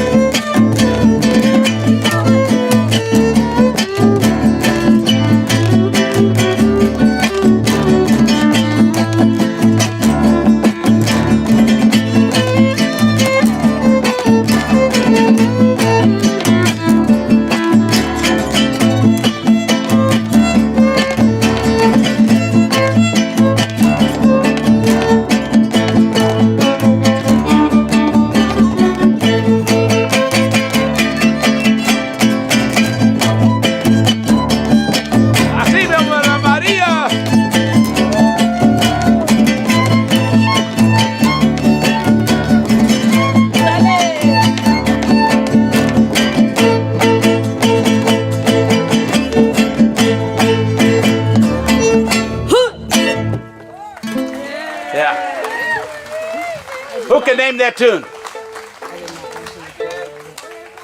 Oye, como va is correct. Who can name the composer? No composers? Hey, at least you got half of it right. Yeah. There you go. That's true. Who thinks in Santana that wrote that song? It's okay to raise your hand. It's fine. Lots of people. He think made that. it extremely He made it famous. Yeah. And the guy that composed it and was happy because Santana did it, got all the royalties. Tito Puente. Yeah. The Latin band director. Yeah. Okay. Tito Puente. Anyway. Thank you so much. Can I grab that mic? Yes. Of course. So let's have another round of applause for Mariachi Zapata. Thank you so much for Let me reminding us introduce some of the musical traditions brought from Mexico on the Promise of the Homestead Act. Okay, Yes, thank you. thank you. All right. May I introduce? Of course, real quick, they're going to introduce their members, and then we'll have a brief intermission, and we'll have the Homestead Harmonizers on. Cool. Very good. Don't go away. Let me introduce Diana. Maria. Alexis. Hi. On my far left, my guitar brother. Isaiah. Vasquez. And really, she's really my daughter, Sophia. We don't know that. And then, you got to introduce. Oh, this is Ramon Hernandez. I'm her dad for real. Thank you, Thank Amber. you. Thank you, Mark. Thank you, ladies. Thank you, volunteers, for helping with the water. It tasted better. Thank you so much.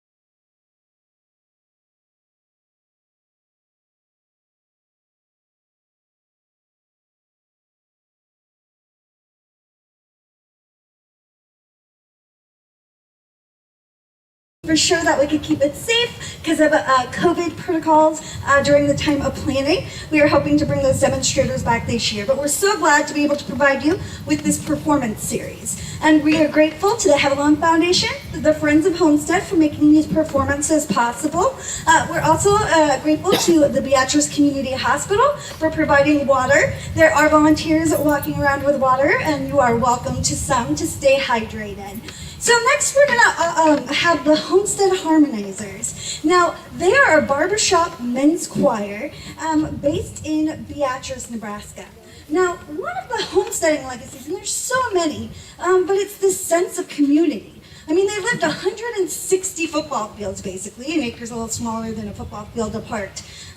But they used the school, and they had events to try to stay connected.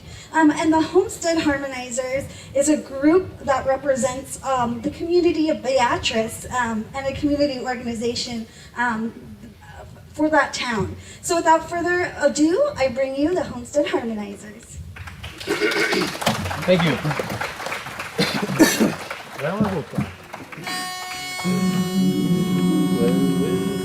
2, 1, 2. Well, I woke up this morning feeling fine. I woke up with heaven on my mind.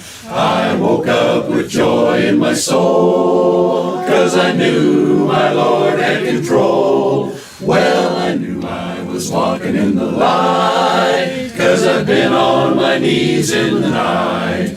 And I prayed till the Lord gave a sign, and now I'm feeling mighty fine. Well, I'm feeling mighty fine. Yes, I'm feeling fine. I've got heaven on my mind. Don't you know I want to go? Yes, I want to go. Where the milk and honey flow.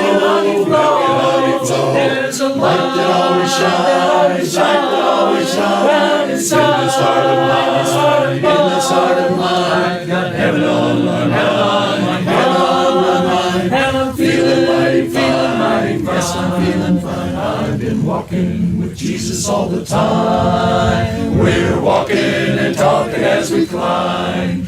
We're traveling a road to the sky, where I know I live when I die. He's been telling me all about that land, and he tells me that everything is grand.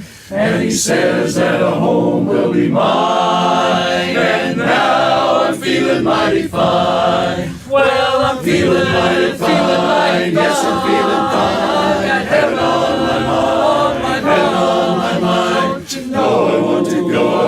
Yes, I want to go. Milk and honey flow. Milk and honey flow. There's a light that always shines. Light that always shines. In this heart of mine. In this heart of mine. I've got heaven on my mind. Heaven on my mind. And I'm feeling mighty fine. I'm feeling, Lord, I'm feeling mighty fine.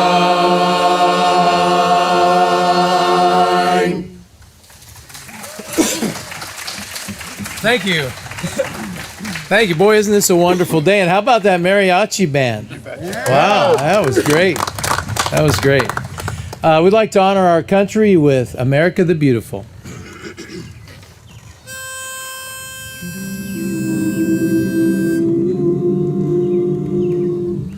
Oh, beautiful for spacious skies, for amber waves of grain, for purple mountain majesties above the fruited plain. America, America, God shed his grace on thee, and crown thy good with brotherhood from sea to shining sea. Oh, beautiful for pilgrim feet, whose stern impassioned stress a thoroughfare for freedom beat across the wilderness. America, America, God mend thine every flaw. Confirm thy soul in self-control, thy liberty in law. Oh, beautiful for patriots' dreams that sees beyond the years. Thine alabaster cities gleam, undimmed by human tears. America, America, God shed His grace on thee, and crown thy good with brotherhood from sea to shining sea. From sea to shining sea.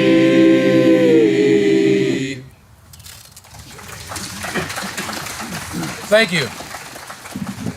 A little bit more in. All right. Sound good.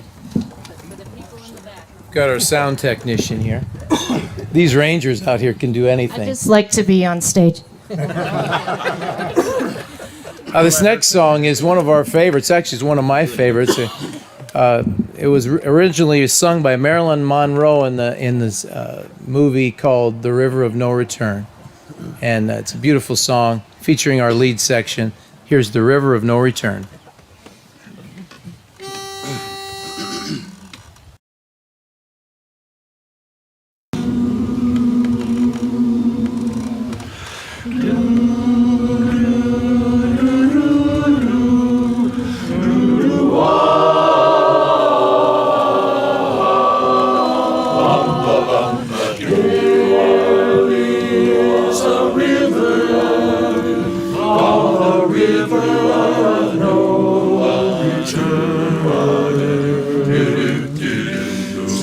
Sometimes it's peaceful, and sometimes wild and free. Love is a traveler on the river of no return. Swept on forever to be lost in the stormy sea. Wailery, wailery, I can hear the river call. When the roaring waters fall. Wailery, wailery, I can hear my lover call. Come to me, I lost my love on the river, and forever my heart will yearn. She's gone forever down the river of no return. Wailery, wailery, wailery.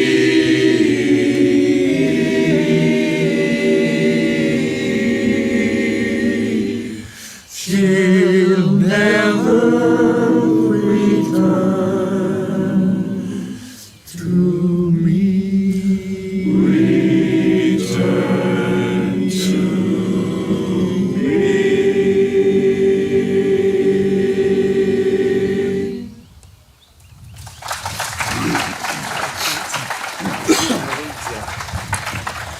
Okay, now we're going to go back to our rural roots. And when this country was homesteaded, we had the farmers, and then we had the cowmen. And they had to learn how to work together and be friends. This song comes from the musical Oklahoma. The farmer and the cowman should be friends.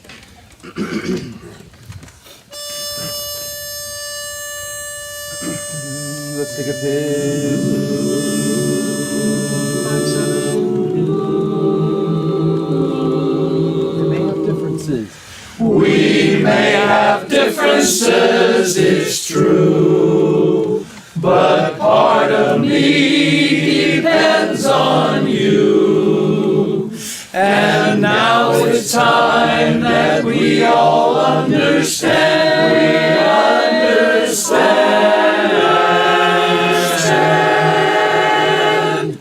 Oh, the farmer and the cowman should be friends. Oh, the farmer and the cowman should be friends, good friends. One man likes to push a plow, the other likes to chase a cow, but that's no reason why they can't be friends.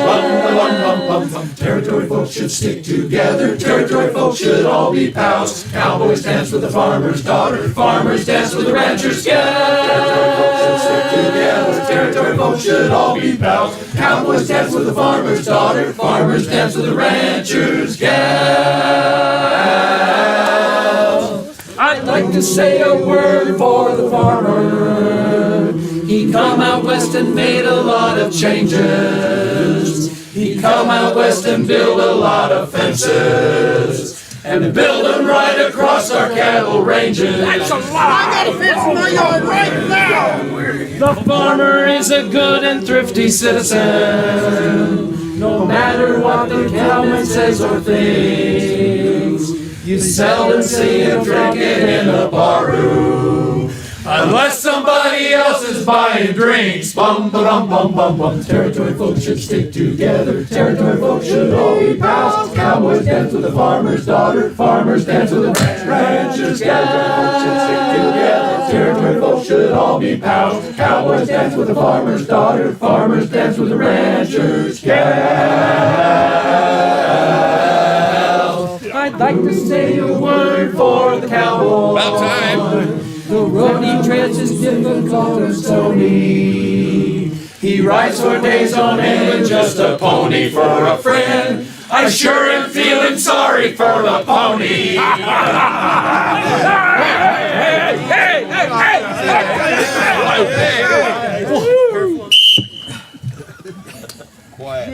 I'd like to teach you all a little saying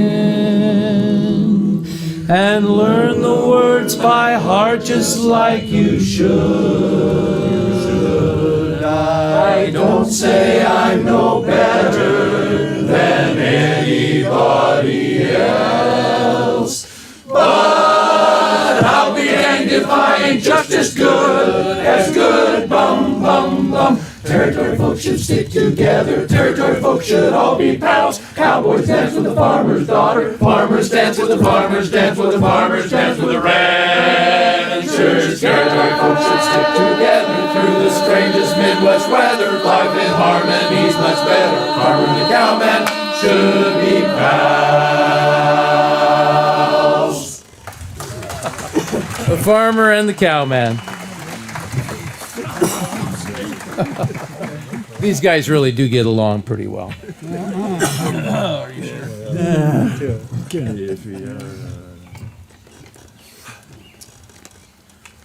One of the things that that makes our country great is our family system and the love we share for each other, and that all starts at home.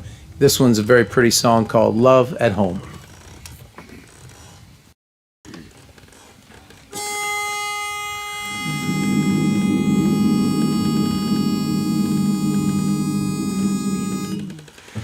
There is beauty all around when there's love at home.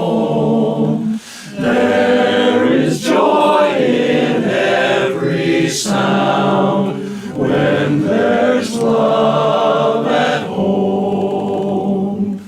Peace and plenty here abide, smiling sweet on every side. Time does softly, sweetly glide when there's love at home. Love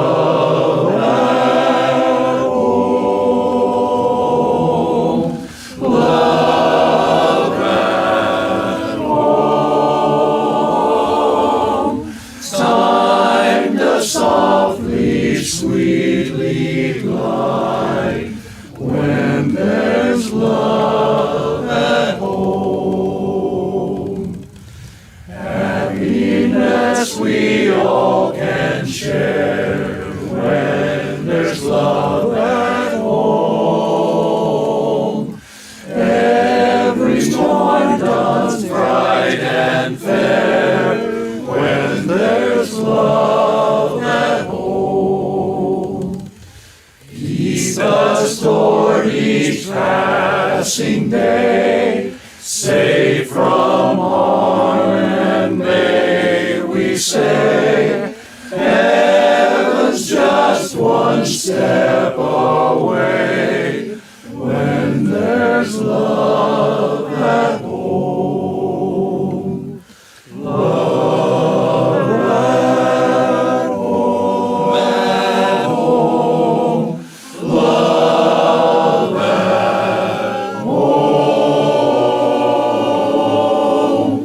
Heaven's just one step away when there's love at home.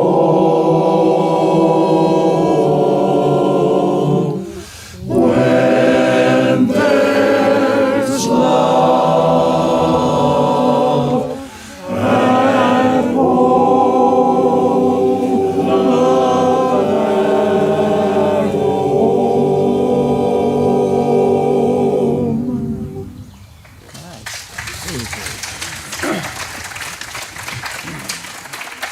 Thank you very much.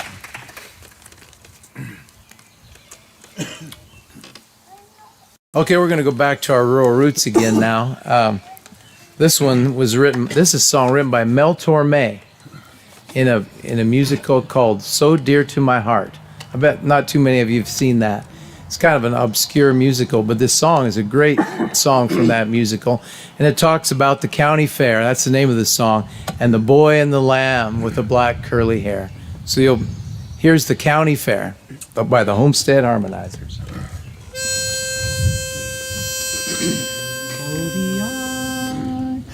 Hody-I, hody-ay, what a great big wonderful day, what a day, not a care in the air anywhere, everybody you know from Matilda to Joe will be there at the county fair, hody-I, hody-ay, hody-ay, come and throw your troubles away, far away, just a grin, silly grin gets you in like Flynn on this day of the year when there's nothing but cheer to share at the county fair, county fair. There's a lot of cows and a lot of horses and a lot of hogs at the fair. Yes, we've got our champions to spare, but will you take a look over there at the boy and the lamb with the black curly hair? And you're gonna be the best little sheep, the best little sheep, the best little sheep at the fair. It's plain to see that you'll be the winner, the biggest winner. Oh, while the folks will stare. You haven't got a coat of white, you're black as night, but that's alright. You put the rest to shame. And if you're not up to the pace, you lose the race. There's no disgrace, I'll love you just the same. If it's up to me, I'll see that you get it, I'll see that you get, I'll see that you get the prize. 'Cause the judges are wise and the crowd, they got eyes. It'll be no surprise, they'll do what they gotta do. They'll pin a big blue ribbon on you, on you. We've got a shindig and that'll make them slide up and shout for miles and miles around. Big brother, it's the biggest thing that's happened since the Music Man hit town. A-ra-ta-ta-ta-ta-ta-ta-ta. Tell your folks, tell your pals, tell your wives, and tell your best gals. You'll be sad, I bet, I can bet. Nothing they've ever seen can compare with that ginger peachy. Cracker Jack could hardly wait till it came back, so welcome. Come along now, welcome to Howdy Do. Howbeit ya, we'll see ya at the county fair. County fair.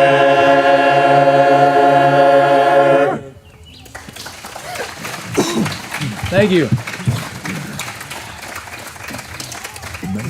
That's a fun one. Yeah, oh yeah.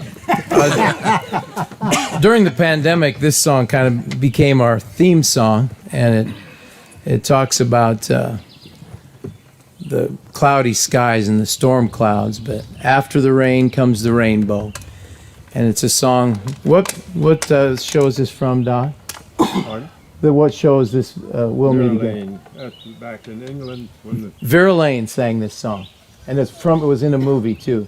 it was Dr. Strangelove, wasn't it? Yeah. It's called We'll Meet Again. When? But we'll meet again.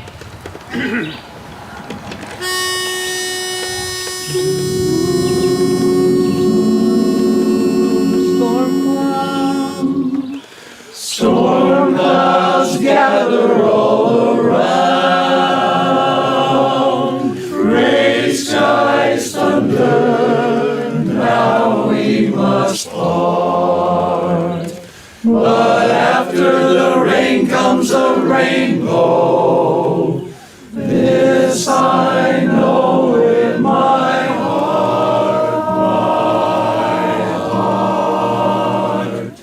We'll meet again. Don't know where, don't know when, but I know we'll meet again some sunny day, some sunny day. Now keep smiling through, just like you always do, till the blue skies drive the dark clouds far away, far away. So would you please say hello to the folks that I know? Tell them I won't be long, I won't be long. They'll be happy to know that as you saw me go, I was singing this song. We'll meet again, don't know where, don't know when, but I know we'll meet again some sunny day. Someday. For after the rain comes a rainbow, and we'll meet again someday.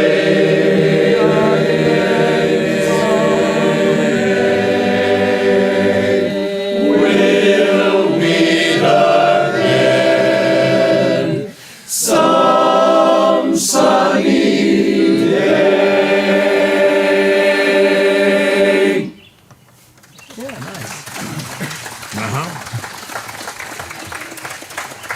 Thank you. We'll meet again some sunny day. Actually, it's kind of nice that it isn't sunny, isn't it? It'd be a lot hotter. Isn't this a beautiful day? Wow, this is just nice. We ought to just stay out here and sing all afternoon. But I was being facetious. We got a couple more we'd like to do for you. We'll honor our country again now with the Battle Hymn of the Republic. got a couple more in there.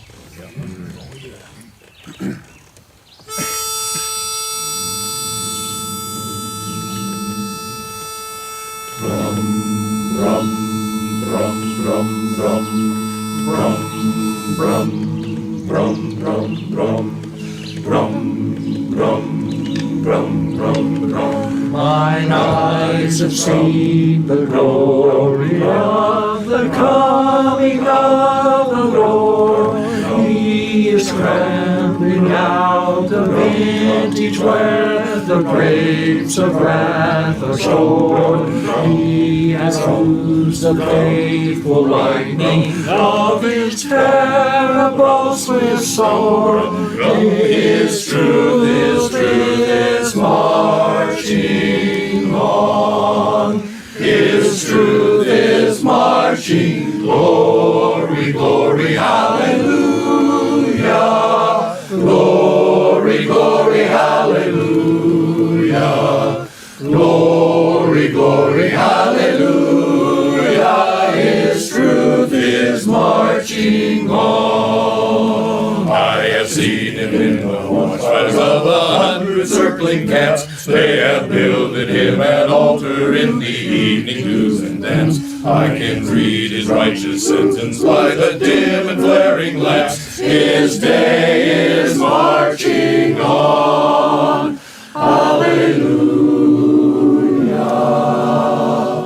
Hallelujah.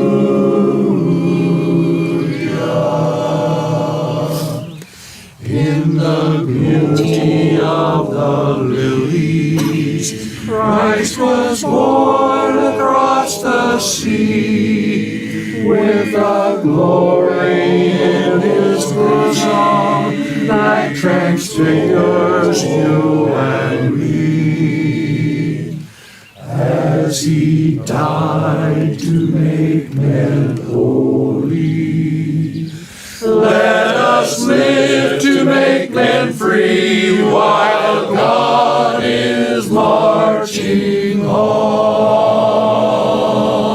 Glory, glory, hallelujah, hallelujah. Glory, glory, hallelujah, hallelujah. Glory, glory, hallelujah. His truth is marching on, marching on, marching on and on, marching on and on. Amen. Amen. Amen.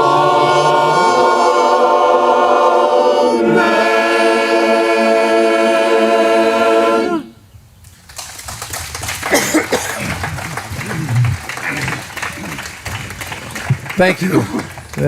We'd like to thank Mark Engler and the Homestead for inviting us out here again for another Homestead Days. We do really enjoy doing this, and this is a wonderful setting here. Maybe next year they can have some of the demonstrations and stuff back too, because that's really neat. We'll finish our program with an Eddie Arnold song that kind of is it's become one of our favorites now. And it's called "The Richest Man in the World."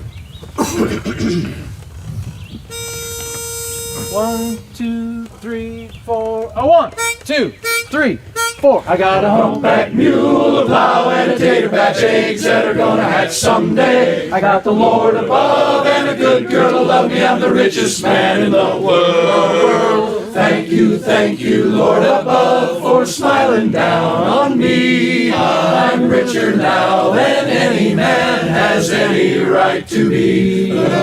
Health and love and happiness have been my cup of tea. The richest man in all creation surely envies me. I got a humpback mule, a plow, and a tater patch, eggs that are gonna hatch someday. I got the Lord above and a good girl to love me. I'm the richest man in the world. I've got water in my well and heaven in my heart. I haven't the perfect woman I can trust when we're apart. I've got cash enough to see a show and eat out now and then. A roof, a bed, a fishing pole, and folks to call me friend. I got a humpback mule, a plow, and a tater patch eggs that are gonna hatch someday. I got the Lord above and a good girl to love me. I'm the richest man in the world. I don't have much cash on hand, my bank account is small. But tell me, what are riches but contentment after all? Other folks may say I'm poor, but I know it's not so. 'Cause when I count my blessings, I'm the richest man. I got me a humpback mule, a plow, and a tater patch eggs that's gonna hatch someday. I got the Lord above and a good girl to love me. I'm the richest man in the world. Well, the rich folks talk about the grub they eat, but I got all those rich folks beat. I got a whole field of yellow yams and a smokehouse full of country ham. Don't talk to me about caviar, ain't nothing but fish eggs packed in a jar. I got a whole pond full of great big trout. Fish eggs? What are you talking about? I've got no fancy swimming pool. The creek in the woods is nice and cool. I'm a lucky man, a wealthy man. I'm lucky, I'm wealthy. I got a humpback mule, a plow, and a tater patch eggs that are gonna hatch someday. I got the Lord above and a good girl to love me. I'm the richest man in the world. One more time. I got a humpback mule, a plow, and a tater patch eggs that are gonna hatch someday. I got the Lord above and a good girl to love me. I'm the richest man, yes sirree, in all of the world. Ever loving, sun is shining. World.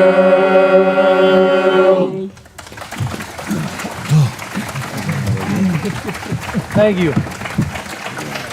Thanks, guys.